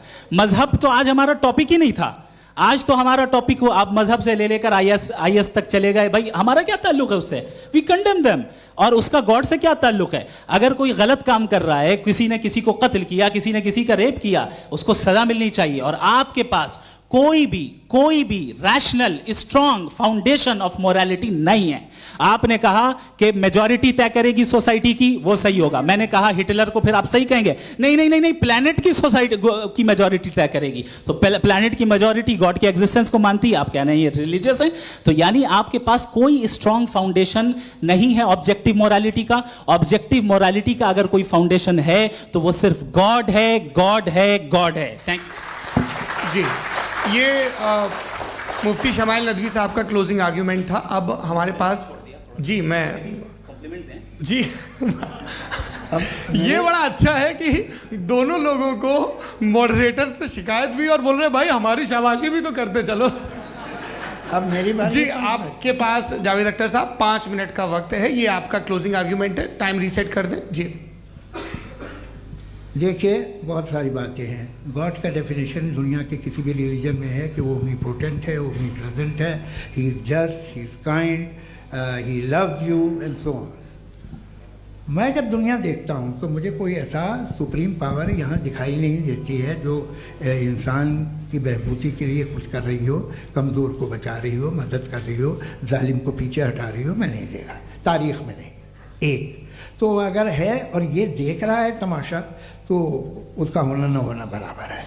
दोयम ये कि ये जो है, जब आप ये कहते हैं कि कायनात जिसकी कंटीजेंसी है, मैं देखिए वो लफ्ज़ इस्तेमाल किया मैं, तो ये कैसे हो सकती है भाई? और फ़ौरन आप सरेंडर कर देते हैं कि जाहिर है कि इसका बनाने वाला तो इससे 10,000 गुना ज़्यादा कॉम्प्लिकेटेड होगा। उस पर आपके होने पे कोई इतराज़ नहीं है। उसे वो टाइमलेस है, वो पहले से था, टाइम तो बहुत बाद में आया। ये सब आप मानने को तैयार है जिसका आपके पास कोई सबूत नहीं, आपके पास कोई रीज़न नहीं है। आपकी तारीख क्या है मज़हबों की? बिलीफ की, जो खुदाओं का बिलीफ है, ये कॉन्स्टेंटली गलत साबित होता रहा है। मतलब आप कहें कि अरिस्टोटल के ज़माने में तो सब जाहिल थे, वो भी इतने ही यकीन से खुदा पे यकीन रखते थे, जो अब नहीं रहा। ये भी नहीं रहेगा, आप लिख लीजिए। और इसके आसार आपको दुनिया में दिखाई देना शुरू हो चुके हैं। ये बहस क्या आज से 100 साल पहले इस तरह हो सकती थी? यहाँ तक तो आपको हम ले आए हैं। तो सर अरे इनको मदद की ज़रूरत नहीं भाई, ये सेल्फ सफिशिएंट आदमी है, आप क्यों इनकी मदद कर रहे हैं? Sir please. तो ये जो है तमाम बातें अपनी जगह हैं।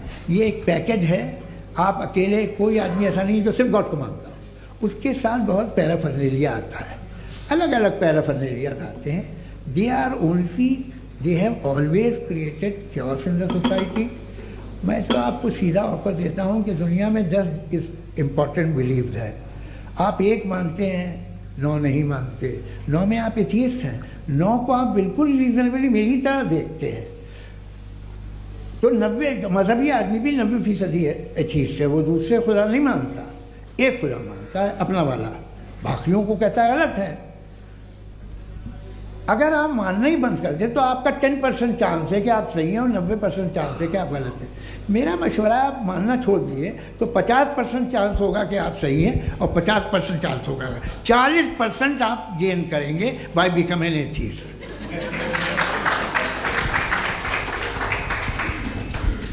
ये एक फरसूदा ख्याल है, ये ख़त्म हो रहा है। हो सकता है मेरी ज़िंदगी में ना हो, लेकिन ये हो जाएगा। जो बातें ये इनको आप मेटाफिज़िकल ये वो ऐसे रिस्पेक्टेबल टर्म दे दिए, ये तो उन लोग के हैं जिन्हें ना फिज़िक्स मालूम थी ना मेटा मालूम था, ये उन्होंने आपको दिए हैं। जी बहुत शुक्रिया आप दोनों लोगों का। और अब इस बातचीत का आखिरी राउंड शुरू होगा, डज गॉड एग्जिस्ट की ये बहस मुफ्ती शमाइल नदवी और जावेद अख्तर साहब के बीच। आप लोग अपने अपने हाथ ऊपर करेंगे, मैं यहाँ से तय करूँगा। और माइक हमारे पास है क्या? एक ही माइक है ऑडियंस के लिए? 2 माइक है, एक इस तरफ एक इस तरफ, ठीक है। तो जी सबसे पहले हमारी सहयोगी हैं मारिया शकील जी, पूछिए सवाल। थोड़ा सा रुकेंगे ताकि कैमरे का फ्रेम आप पर आ जाए, आपकी तो प्रैक्टिस है टीवी की। जी नदवी साहब, मैं खुदा को मानती हूँ, पहले मैं इसी प्रमाइस से शुरू कर रही हूँ और ये बता रही हूँ आपको, मैं मानती हूँ। लेकिन कुछ सवाल हैं जो जावेद साहब ने उठाया, उसका जवाब आपको देना चाहिए। पहला सवाल ये कि गज़ा में सालों से छोटे बच्चे मर रहे हैं, वो उनको अगर खुदा मर्सीफुल है, हम मानते हैं कि अल्लाह ताला में बहुत ताकत है, तो वो बच्चे क्यों मर रहे हैं? दूसरी बात ये कि अगर कंटिजेंसी की जो आप बात करते हैं, पूरे मुस्लिम ममालिक मिल करके भी उन गज़ा के बच्चों को क्यों नहीं बचा पा रहे हैं? क्योंकि अगर वो चाहते, क्योंकि अल्लाह ताला उन पर हुकूमत करते हैं, सब पर हुकूमत करते हैं, तो वो उनको क्यों नहीं बचा? जी थैंक यू वेरी मच। बहुत अच्छा किया आपने इस चीज़ को जिक्र कर दिया, मैं इसको और अच्छे से एक्सप्लेन करने की कोशिश करता हूँ। देखें, जहाँ तक आपने कहा कि गज़ा के बच्चों को मारा जा रहा है, देखें 2 वर्ल्ड व्यू है, एक एथीस्टिक वर्ल्ड व्यू, एक थीस्टिक वर्ल्ड व्यू है। बच्चे मर रहे हैं दोनों वर्ल्ड व्यू में, लेकिन हमारा वर्ल्ड व्यू कह रहा है कि रिकॉम्पेंस है, ये कह रहे हैं कि उनका मरना बेकार जाने वाला है, कोई उसका रिकॉम्पेंस नहीं है, चूंकि इनके यहाँ आखिरत और अल्लाह का कोई तसव्वुर या गॉड का कोई तसव्वुर नहीं है। आपने ये सवाल किया कि गॉड मर्सीफुल है, क्यों नहीं रोकता? ये मैंने बताया कि ये मिसकंसेप्शन है लोगों के दरमियान कि गॉड को सिर्फ मर्सीफुल और ओमनीपोटेंट समझते हैं। गॉड के सिर्फ यही 2 एट्रीब्यूट्स नहीं हैं, गॉड के कई सारे एट्रीब्यूट्स हैं, उनमें से अल हकीम भी है, उनमें से ऑल वाइज भी है, ऑल नोइंग भी है। लिहाजा अगर इस दुनिया में किसी को तकलीफ आ रही है और गॉड उसको नहीं रोक रहा है, वो इसलिए नहीं रोक रहा है चूंकि इंसानों को फ्री विल दिया गया है। ठीक इसी तरीके से अगर एक डॉक्टर किसी छोटे बच्चे को इंजेक्शन लगा रहा है, उसे तकलीफ पहुंच रही है, उसके लिमिटेड पर्सपेक्टिव के एतबार से यह गलत हो रहा है और डॉक्टर बुरा है। लेकिन जब आप ब्रॉडर पिक्चर को देखेंगी, आपके और हमारे पास सिर्फ एक पिक्सल है, हमें इतना नजर आ रहा है कि गजा में कत्ल हो रहा है, लेकिन इसके पीछे कितना रिकॉम्पेंस उनको मिलने वाला है, पूरा पिक्चर गॉड के पास है। तो एक पिक्सल से आप पूरे पिक्चर को कभी भी जज नहीं कर सकती। आप इसमें कुछ जोड़ना चाहेंगे? आपको कुछ बोलना है इसमें? भैया आपने बहुत अच्छा जस्टिफिकेशन दिया, या आप वो जो वहाँ के प्राइम मिनिस्टर इजराइल के उन्हें भेजिए, वो बहुत खुश होंगे। आप जस्टिफिकेशन दे देना कि अगर गॉड नहीं है तो बच्चे क्यों मर रहे हैं, आप बताएं। वो ये सवाल पूछ रहे हैं कि अगर आप ईश्वर का अस्तित्व नहीं मानते हैं तो उन बच्चों की मौत को आप कैसे इंटरप्रेट करते हैं? भाई ये दुनिया जो है, जो ताकतवर लोग होते हैं वो एक नाइंसाफ़ी करते हैं। तो ये अच्छा काम है, आपके नज़दीक तो नेचर नाइंसाफ़ी पे मबनी है। अरे मेरे भाई, आप नेचर की कहाँ बात कर रहे हैं, तो इंसान की बात। तो फिर जब मैं इंसान की बात कर रहा था, आप नेचर की बात करने लग गए। क्रॉस एग्जामिनेशन नहीं। हाँ, अब आप मुझे बोलने नहीं देंगे तो अलग बात है, आप बोलिए, मुझे कोई जल्दी नहीं। जी नहीं, ये क्रॉस एग्जामिनेशन, मुझे बोल तो लेने दीजिए। जी बोलिए। क्या बात ये है कि ह्यूमन सोसाइटी तभी साथ में रह सकती है जब वो मोहब्बत से, एकता से, एक दूसरे के एहतराम करके रहे। इसके अलावा पॉसिबल नहीं, अकेले तो इंसान रह नहीं सकता। वहाँ पर कुछ लोग हैं जो फाउल करते हैं, वो फाउल हमेशा से तारीख में होता आया है। आज ये हो रहा है, जो हो रहा है बहुत बुरा हो रहा है, बहुत जालिमाना है, बहुत जाबराना है। उसको आप कहें कि ये बच्चों को कॉम्पनसेशन मिल जाएगा या इसकी इंजेक्शन है, इंजेक्शन तो हेल्थ के लिए दिया जाता है। आप ये कह रहे हैं कि ये बच्चों की जो धज्जियाँ उड़ रही हैं ये इंजेक्शन है, ये टेस्ट है, ये टेस्ट है और उस टेस्ट में उनको ऐसा रिकॉम्पेंस मिलेगा जो आपके तस्वुर के बाहर है। ये आप 3 बरस के बच्चे को बारूद से उड़ा के टेस्ट ले रहे हैं, वाह। वो नहीं ले रहा है, खुदा नहीं उड़ा रहा है, इजराइल उड़ा रहा है जी। ये तो उसको कंडेम अगला सवाल लेते हैं प्रोफेसर पुरुषोत्तम अग्रवाल। मुफ्ती साहब, एक निवेदन आपसे है कि कम से कम थोड़ा सा माइक क्लोज एक रिलीजियस और फिलोसफिकल कर मैं प्लीज। एक रिलीजियस और फिलोसफिकल ट्रेडिशन है जो ब्रह्मांड को यानी यूनिवर्स को ही अंतिम मानती है।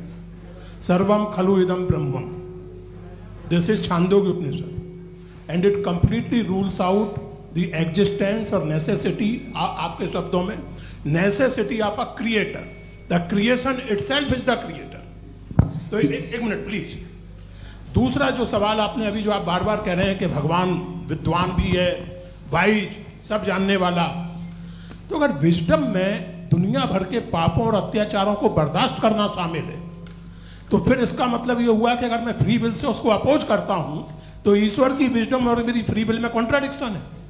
Because when I am opposing whatever is happening in Gaza, then I am opposing the God's will और गॉड्स विजडम।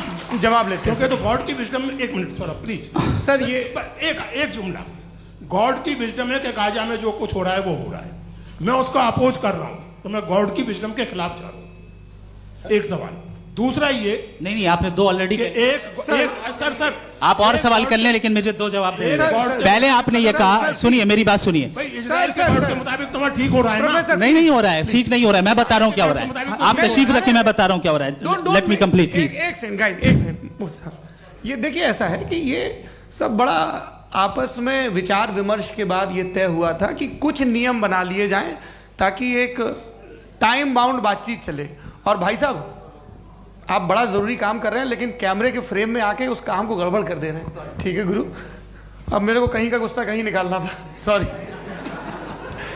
नहीं, कोई गुस्सा नहीं है जी। तो प्रोफेसर ने सवाल पूछे, आप उनके जवाब दें, और थोड़ा ये सब लोग थोड़ा ख्याल रखें भाई, सवाल संक्षिप्त रखें जी। आपने 2 सवाल किया।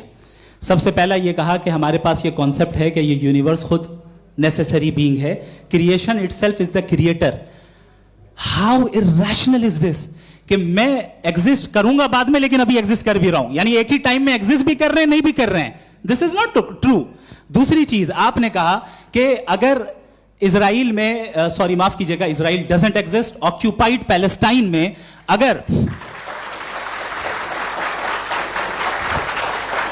अगर ऑक्यूपाइड पैलेस्टाइन में बच्चों को मारा जा रहा है फ्री विल की वजह से और गॉड नहीं रोक रहा, ये कॉन्ट्रडिक्शन है। ये बताइए कि एक एग्जाम में एक बच्चा गलत आंसर लिख रहा है, सुनिए, एग्जामिनर चाहे तो रोक सकता है, क्यों नहीं रोक रहा है? ये कॉन्ट्रडिक्शन है, ये कॉन्ट्रडिक्शन नहीं है। माइक नहीं सर, ये आपस में जी, ये क्या आपका सवाल? माइक दीजिए। फ्री विल दिया गया है टेस्ट के लिए, अकाउंटेबिलिटी के लिए। अगर फ्री विल नहीं होता तो आप कहते हैं हमें रोबोट बना दिया गया। नॉट मिसरिप्रेजेंट माय पोजीशन, आपकी जो भी पोजीशन, मैं अपनी फ्री विल के नाते, अपने ह्यूमन विजडम के नाते गाजा में हो रही अत्याचार का विरोध करता हूं। बिल्कुल करना चाहिए। आपके हिसाब से मैं गॉड की विजडम का विरोध कर रहा हूं? बिल्कुल नहीं, जो हो रहा है गॉड, बिल्कुल भी नहीं, बिल्कुल भी नहीं। उसका वहां पर गाजा में कत्ल होना ये इंसानों के गलत इस्तेमाल का नतीजा है, फ्री विल के इस्तेमाल का नतीजा है। गॉड इसका हुक्म नहीं देता, उससे रोकता है। यही तो मसला है ना, आपके लिए कॉन्सेप्ट क्लियर नहीं भाई, आपने तो बताया था इंजेक्शन लगाने से बच्चे को तकलीफ होती है, ये इंजेक्शन लगा। सर आप ऐसे रेटोरिक स्टेटमेंट दे तब तो कोई मसला नहीं समझते रहेंगे। This is a rhetoric statement, this is not a logical argument sir. I am sorry. आखिरी 30 मिनट बड़े मुश्किल होने वाले हैं जी। मुफ्ती साहब आगे बैठे हैं, इनको माइक दीजिए। हाँ तरुण, माइक आप अपने पास रखिए, आपको कैमरे का फ्रेम पता है जी। सबसे पहले दोनों को मुबारकबाद। एक सर अपना आप नाम बता दें। आप अमेरिका में शिकागो में रहते हैं, इतना मुझे याद है। बताया आपको, यासिर नदीम अलवाजदी मेरा नाम है। जावेद सर आपसे एक क्वेश्चन है इन्फिनिट रिग्रेस के ताल्लुक से। एक हाइपोथेटिकल सिनेरियो है, मसलन अगर आप सर माइक थोड़ा सा प्लीज क्लोज रखिए जी। अगर आप शायर इसलिए हैं कि आपके कोई उस्ताद शायर थे, और वो इसलिए शायर थे कि उनके कोई उस्ताद शायर थे, और इसी तरीके से हम माजी में पीछे चलते चलते चले जाएं और कहीं ना रुके, तो माफ कीजिएगा आप कभी शायर नहीं हो सकते। लेकिन आप शायर हैं, आपका शायर एग्जिस्ट करता है, इसका मतलब ये है कि आप कहीं ना कहीं रुके हैं। तो मेरा सवाल ये है कि क्या आप इन्फिनिट रिग्रेस ऑफ कॉजेस को लॉजिकल फैलेसी मानते हैं या नहीं मानते? हाँ या ना? मैं इन्हें लॉजिकल फैलेसी नहीं मानता हूँ, लेकिन मेरा प्रॉब्लम यह है कि जब मैं नहीं मानता हूँ तो I will continue with this logic जो फैलेसी नहीं हो। आप एक जगह रुक जाते हैं जाके, आप कहते हैं ये गेंद कैसे बनी, ये जजीरा कैसे बना, ये समंदर कैसे बना, ये ज़मीन कैसे बनी, और अचानक गॉड पे जाके आपको ब्रेक लग जाता है। एक बार आप सवाल नहीं करते कि भाई इनको बनाने वाला तो इनसे भी कॉम्प्लिकेटेड होगा, वो कैसे बना, उसके बारे में आपने इत्मीनान कर लिया, वो हमेशा से है। तो अगर आप उसे हमेशा से मानते हैं तो फिर ये मान लीजिए कि कायनात हमेशा से है, क्या तकलीफ है? फिर हम वजूद में नहीं आते जी है?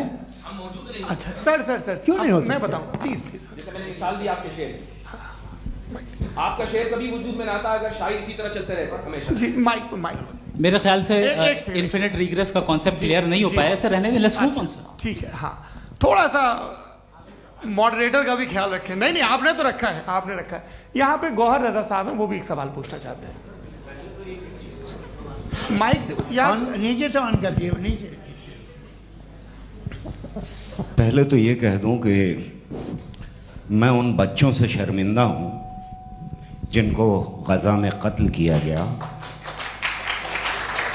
क्योंकि हमारे होते हुए कत्ल किया गया। लेकिन उससे ज़्यादा शर्मिंदगी इस बात से हुई कि मुझे लगा कि मुफ्ती साहब उसको जस्टिफाई कर रहे हैं।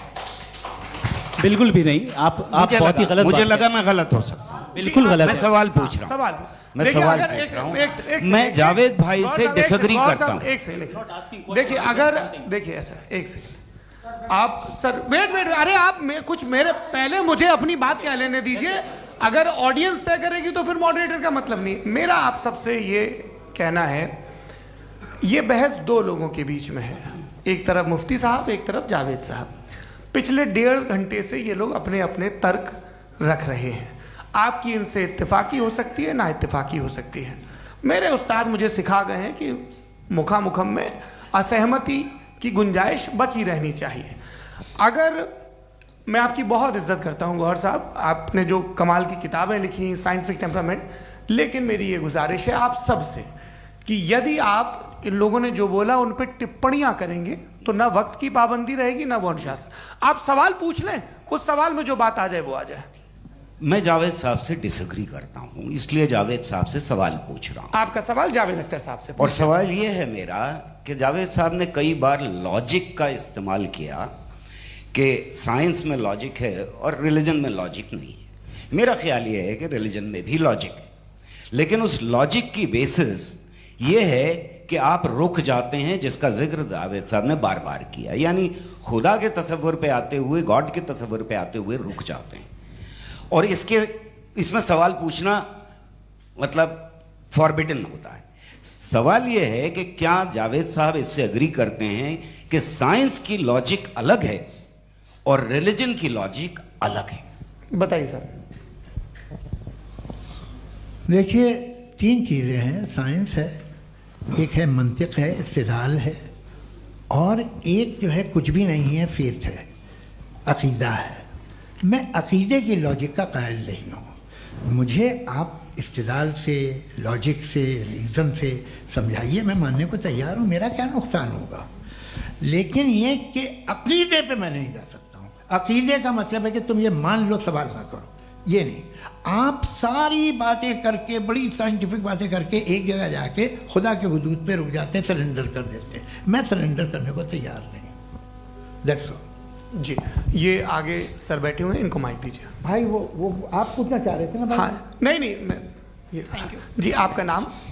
आसिम इफ्तिखार। आसिफ जी, पूछिए।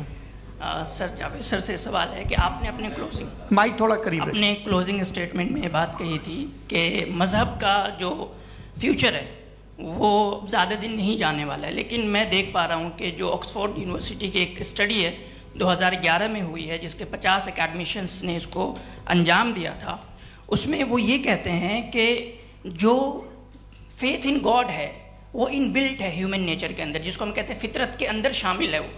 और वो ये कहते हैं कि अगर कोई ये समझता है कि मज़हब को वो ख़त्म कर देगा तो ये उसकी गलत फहमी है। तो आप इसके बारे में, इस स्टडीज़ के बारे में क्या कहते हैं? ठीक है। मैं उनसे एग्री नहीं करता हूँ। वो कौन से प्रोफेसर होंगे, ऐसा इनके क्या पास डेटा है, इन्होंने डेटा के बेस होगा? डेटा क्या हो सकता है? फ्यूचर का डेटा तो नहीं हो सकता ना उनके पास, प्रेजेंट का डेटा हो सकता है। डेटा आपने सुना 100 साल पहले का बाद का डेटा? मैंने तो नहीं सुना आज तक। तो आज उनकी ये राय है और होगी राय, ठीक है। दुनिया में तरह तरह की राय है लोग, लेकिन मैं समझता हूँ कि वक्त के साथ इंसान ज़्यादा से ज़्यादा रीजनेबल और लॉजिकल होता जा रहा है। आज आप देखिए वेस्टर्न यूरोप में क्या परसेंटेज है नॉन बिलीवर्स की, बहुत हाई। वहाँ चर्च खाली पड़े होते हैं। तो अल्टीमेटली तो इंसान कोई ऐसी बात बहुत अरसे तक नहीं मान सकेगा, चाहे गलत या सही, जो उससे उसके दिमाग को, उसके जहन को, उसके लॉजिक को अपील न करे। वो कह रहे हैं तो ऑक्सफोर्ड के होंगे तो कैम्ब्रिज के होंगे, तो मुझे क्या लेना देना। उनका डेटा मुस्तकबिल का नहीं हो सकता है। जी दीपक, हाँ पूछिए। मैं आऊँगा, अभी पीछे की साइड भी आऊँगा, माइक वहीं भेजूंगा 2-3 साल के लिए। जी जावेद साहब, आपसे सवाल है। नमस्ते। अरे भाई सर, अगर आप ही लोग तय करना है तो फिर 200 लोग तय कर लें। नहीं sir, please don't do this sir. Everybody has a right sir, but we can only take selected questions. No sir, ये यंग लोग भी हैं तो इनकी ये अब उतने यंग, भाई आप यंग हैं कि नहीं हैं? वो कह रहे हैं वो भी यंग हैं साहब, आप उनकी नौजवानी पर दावा उनको ही करने थे। हाँ मुफ्ती साहब आप यंग, हाँ पूछे। अरे भैया सर मेरा सवाल ये है, कुछ इनसे भी तो पूछो। जी नहीं, बस आपसे एक सवाल है। जैसे थीस्टों के पास अपने जो ईश्वर को मानते हैं उनके पास अपने सोशल गेट टुगेदर्स हैं। 5 रोज आज क्रिसमस आने वाला है, होली है, दिवाली है, ईद है। एथिस्ट क्या ऑफर कर रहे हैं? मतलब मैं इनकी दुकान से बोलूं, मैं आना चाहता हूं उस तरफ, पर मैं अट्रैक्ट नहीं हो पा रहा हूं। मैं सोशल गेट टुगेदर्स क्या है आपके पास? वो ये कह रहे हैं कि जो धार्मिक लोग हैं, अलग अलग धर्म के लोग, उनके उत्सव त्योहार कॉन्ग्रेगेशन बहुत हैं। अब आपको मैं एक सुनाता हूँ, यहाँ हिस्टोरियन भी बैठे हैं। मृदुला जी आप बताइएगा सही है कि नहीं। ये एक कॉन्स्टेंटाइन, एक ग्रीक रोमन बादशाह था जो क्रिश्चियनिटी आने के 400 साल बाद उसने डिसाइड किया कि मैं क्रिश्चियन हो जाऊंगा, मेरी पूरी स्टेट कैंसिल हो जाएगी। उस ज़माने में ऐसे ही होता था, राजा जो धर्म इख्तियार करता था वो जनता भी कर लेती थी। इसलिए कि वो हो गया था बैंकक्रप्ट, और उसे जो मेडिटेरियन कोस्ट के रिच क्रिश्चियन वो थे मर्चेंट, उससे पैसा चाहिए था। तो उसने कहा यार क्रिश्चियन हो जाओ। तो उसने अपने वजीर से कहा कि भाई ये हिस्ट्री है कि अब हम लोग क्रिश्चियन हो जाते हैं।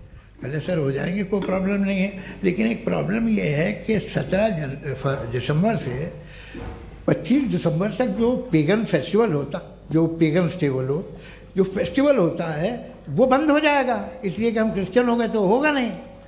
तो वो बच्चों को बहुत बुरा लगेगा, पब्लिक को बहुत इन्जॉय करते हैं, खासतौर से 25 को मेन डे। तो उसने कहा हाँ ये तो सही कह रहे हो। ये जीसस क्राइस्ट की पैदाइश कब थी? पहले साहब वो अप्रैल में थी। नहीं कट करो, वो 25 दिसंबर को है। यह हकीकत है जी। और 400 साल बाद क्रिश्चियनिटी के अप्रैल से दिसंबर ले आए, और इसलिए कि यहाँ पेगन फेस्टिवल होता था। अब मनाते हैं आप आराम से। ये जो सारे फेस्टिवल हैं ये रिलीजन से, हर एक को एक इंटरटेनमेंट डिपार्टमेंट चाहिए होता है अपनी कंपनी चलाने के लिए। तो ये रिलीजन ने, ये सेकुलर त्यौहार थे जिन्हें रिलीजन्स ने ले लिया है। ये मौसम के थे, फसलों के थे, किसानों के थे, उसको आपने लेके रिलीजियस रंग दे दिया।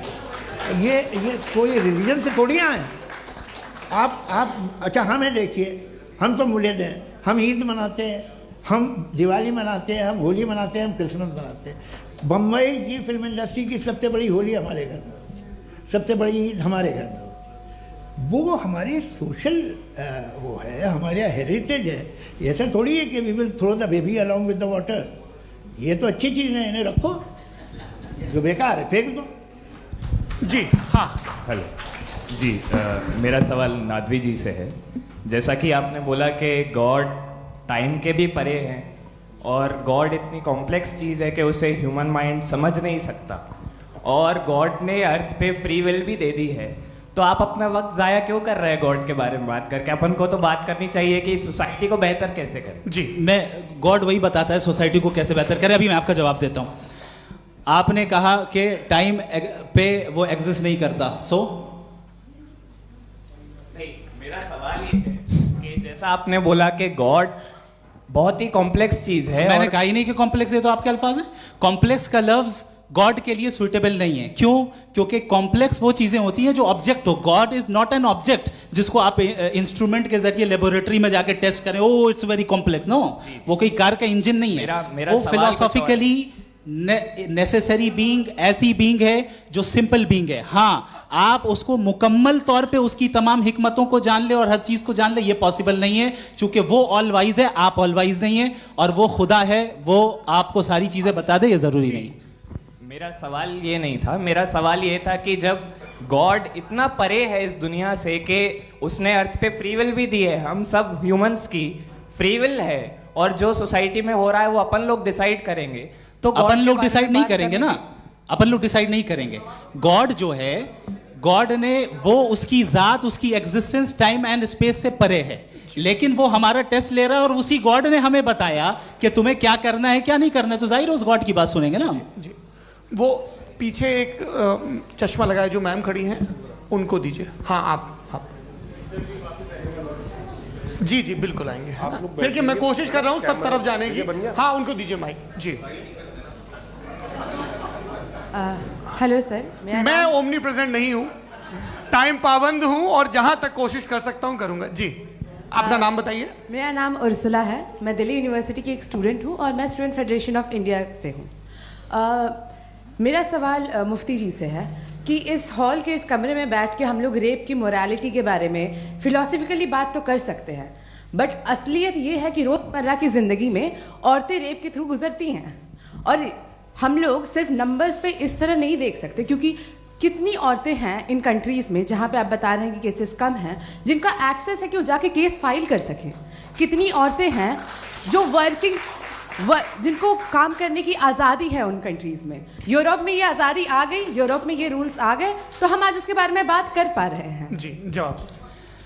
आपने ये कहा कि कमरे में बंद होकर हम लोग इस पर फिलोसफिकली बात कर सकते हैं, लेकिन हकीकत में क्या हो रहा है, वो ग्राउंड लेवल पे क्या हो रहा है जो बहुत गलत हो रहा है, और वो सफ़र कर रही हैं। आई एग्री, बहुत गलत हो रहा है, और जो गलत हो रहा है उसको हमें रोकना है।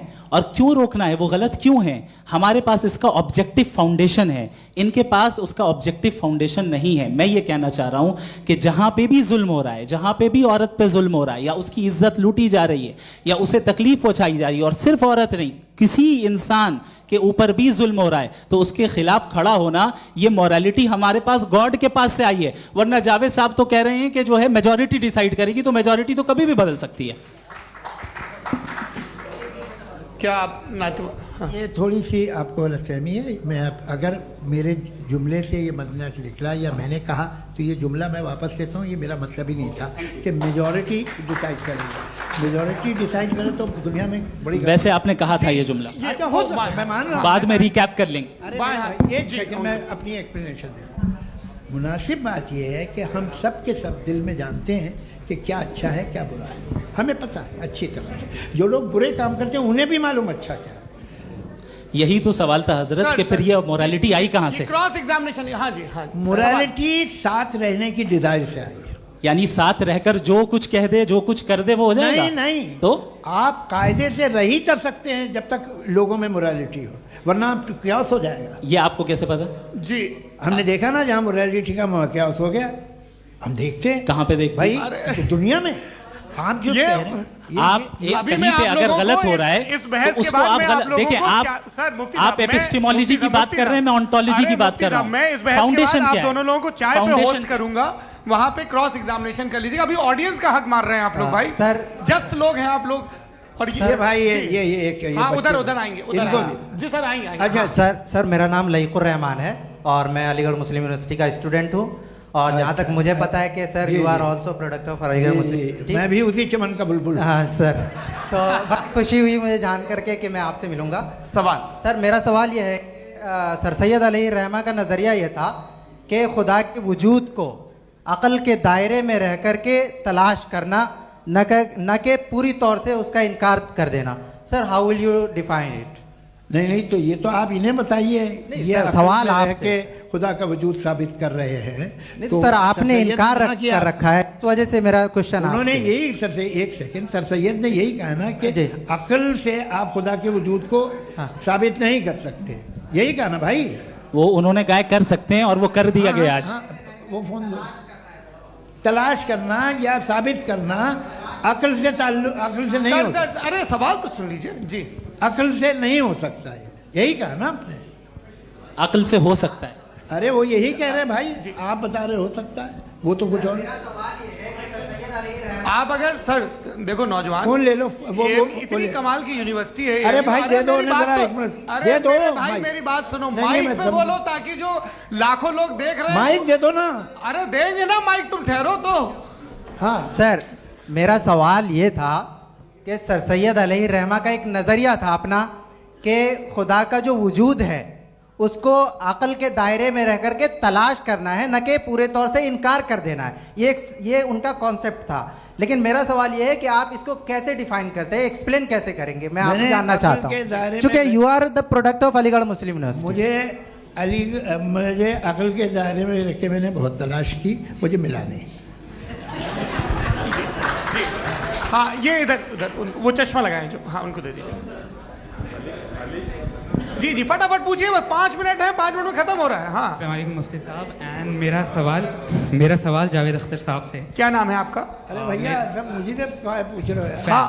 फैज पूछिए फैज साहब। तो मेरा सवाल ये है कि अभी जो एथियस्ट है वो problem of evil argument use कर रहे हैं अगेंस्ट मुस्लिम्स, राइट? कि इस दुनिया में इतना सारा ईविल है और अगेंस्ट मुस्लिम तो यहाँ अगेंस्ट थियस्ट। हाँ थोड़ा सा करेक्ट कर लीजिए भाई, पूरी मशक्कत ही इसी बात की थी कि किसी एक मजहब पे बात ना टिके। जी, तो बेसिकली ये आर्गुमेंट ऐसा है कि इस दुनिया में इतना ज़्यादा ईवल एग्जिस्ट करता है और अगर एक ऑल गुड गॉड है तो वो रोकता क्यों नहीं है? लेकिन इस सवाल में एक हिडन अजम्पशन ये है कि इस दुनिया में ईवल एग्जिस्ट करता है। अब एथियस्ट ये कैसे ऑन्टोलॉजिकली प्रूव कर सकते हैं कि इस दुनिया में ईवल एग्जिस्ट करता है? मैं आपको बताता हूँ, थोड़ा सा समझा। नहीं सर हम लोग इनको सुनिए। नहीं please don't do that. I want to explain ontologically. हम समझ गए सर, इनको अब जवाब देने दीजिए। अच्छा सवाल पूछ लो। मैं अभी तक क्या था वो मैं थोड़ा सा ऐड ऑन कर लेता हूँ। तुम गुरु, तो हम जब इसका राउंड 13 करेंगे ना तब तुमको स्टेज पे बिठाएंगे। जी तो हाँ जल्दी से।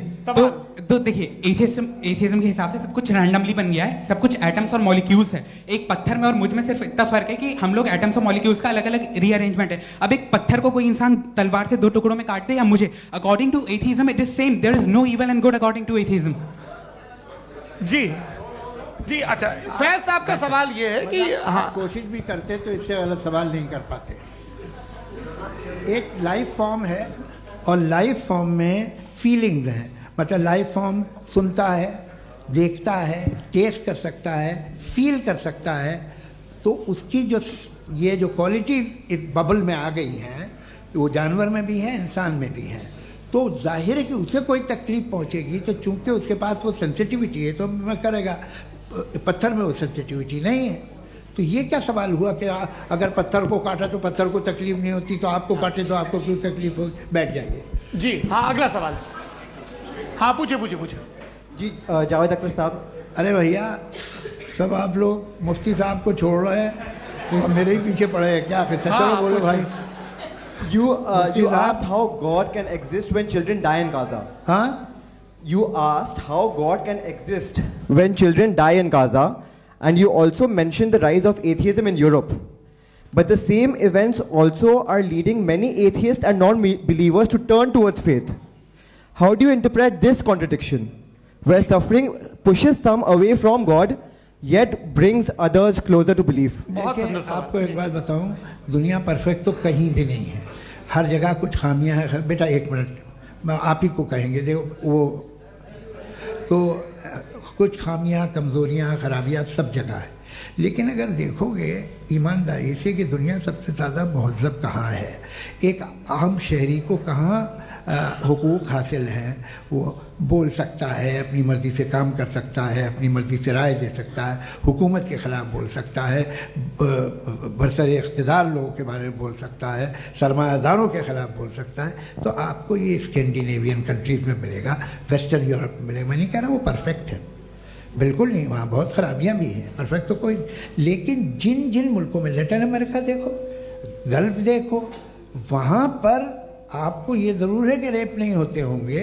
रेप की ज़रूरत क्या है भाई? उसको तो ख़रीद लो, घर में रखो, सड़क पर रेप करने की क्या ज़रूरत है? मगर सुनिए, मगर हकीकत ये है कि वहाँ शख्सी आज़ादी राय देने की, बोलने की नहीं है। जी, ये एक आखिरी सवाल मुफ्ती साहब से। हाँ मैम, इनको माइक दीजिए। शुक्रिया। मेरा नाम मनीषा है, मैं हरियाणा से आई हूँ। मैं मुफ्ती साहब से एक बात पूछना चाहती हूँ। आप बार बार जावेद साहब को कॉन्ट्राडिक्ट तो कर रहे हैं कि आपने ये कहा, लेकिन आप भी अजम्पशंस के बेसिस पे बात कर रहे हैं। आपने खुदा के होने का कौन सा प्रूफ पेश किया है, खुदा की एग्जिस्टेंस का? अब इस सवाल को अलग रहने दीजिए, कौन एथीस्ट है कौन नहीं है। और दूसरी बात जो आपने एक छोटी सी कही थी कि ये फ्री विल का इस्तेमाल करता है इंसान अपनी, लेकिन इस फ्री विल का इस्तेमाल में मतलब खुदा ने ये दे दी सबको ये इजाज़त कि वो कितना घिनौनापन और कितने ज़्यादा ख़राब से ख़राब तरीके इस्तेमाल कर सकता है। जवाब सुनते जी। आप फ्री विल को मानती है ना, या अब कहती है कि फ्री विल नहीं है ना? मानती है ना? तो अब आपके पास इसका कोई एक्सप्लेनेशन नहीं है कि अगर एक इंसान उस फ्री विल का इस्तेमाल करके गलत काम कर रहा है और बच के अच्छी ज़िंदगी गुजार के निकल जा रहा है, उसका कोई रिकम्पेंस नहीं है। हमारे वर्ल्ड व्यू में जो इंसान गलत काम कर रहा है उसको भी रिकम्पेंस यानी उसका बुरा बदला मिलना है, और जो सही काम कर रहा है उसको सही बदला मिलना है। लिहाजा जो फ्री विल है वो इस तरीके से है कि एक लिमिटेड टाइम तक खुदा ने मोहलत दी है। ऐसा नहीं कि छूट दे दी, जो करना है करते रहो हमेशा। वक्त आएगा जब एग्जाम का टाइम खत्म होगा तब रिजल्ट आएगा। दौराने एग्जाम जबरदस्ती आपको नहीं बताया जाएगा। अरे भाई एक सेकंड जी, एक सवाल मुफ्ती साहब से मेरा मुफ्ती साहब से जी, हाँ मैम रुक जाइए। आपसे फोन आप इसके बाद आपसे यही रहेंगे वो। हाँ बोलिए। मैं मुफ्ती साहब एक ही सवाल करता हूँ कि अगर जो हो रहा है फ्री विल से हो रहा है और एक दिन बरोज़ क़यामत इंसाफ होगा मैशर में वगैरह वगैरह, तो दुआ क्यों मांगते हैं लोग? दुआ मांगते हैं इसके मतलब है अभी भी उसने ये डिपार्टमेंट रखा है कि मैं रोज़मर्रा की ज़िंदगी में बिल्कुल बिल्कुल ही कैन। तो तुम कैन हो, तुम मुझे नौकरी दिला देते हो, मेरे बेटे को ग्रीन कार्ड दिला देते हो, और 45,000 बच्चे मरते हो उन्हें रोकते नहीं हो। नहीं तो क्या आप ये कह रहे हैं कि इस दुनिया में जालिमों को कभी पकड़ ही नहीं होती है? अरे जो भी पकड़ होगी वो बच्चे रोते हैं। बिल्कुल, देखिए मैंने अपने ओपनिंग स्टेटमेंट में यही कहा था कि जनाब जावेद साहब सिर्फ इमोशनल आर्गुमेंट देंगे। This is an emotional argument. ये छोटे मोटे इसके पीछे का रीजन मैंने बताया क्या है, इसके पीछे का विजडम क्या है मैंने बताया। मंच से आप लोगों को सज्जनों इसलिए कह रहा हूं ताकि थोड़ा सा आपके कॉन्शियंस पे जोर रहे कि आपको ऑर्डर बचा के रखना है। वक्त तय हुआ था, ये वक्त पूरा हुआ, आपने इतने धैर्यपूर्वक सुना, मैं आप सबका बहुत बहुत शुक्रगुजार हूं। यदि इन दोनों विद्वानों की इच्छा होगी तो कभी हम इस बातचीत का राउंड 2 राउंड 3, यही तो देखिए खूबी है इंसान की कि बहस मुबाहसे में वो पड़ा रहता है। आप लोगों ने बड़े धैर्य का परिचय दिया, बहुत बहुत शुक्रिया। इसी के साथ ये बातचीत यहाँ पे समाप्त होती है। को मैं एक बात बता दूं, ये सारी बहस हो गई, अब मुफ्ती साहब और बड़े मुफ्ती साहब इन साथ के साथ मैं खाना खाने वाला हूँ। अच्छा।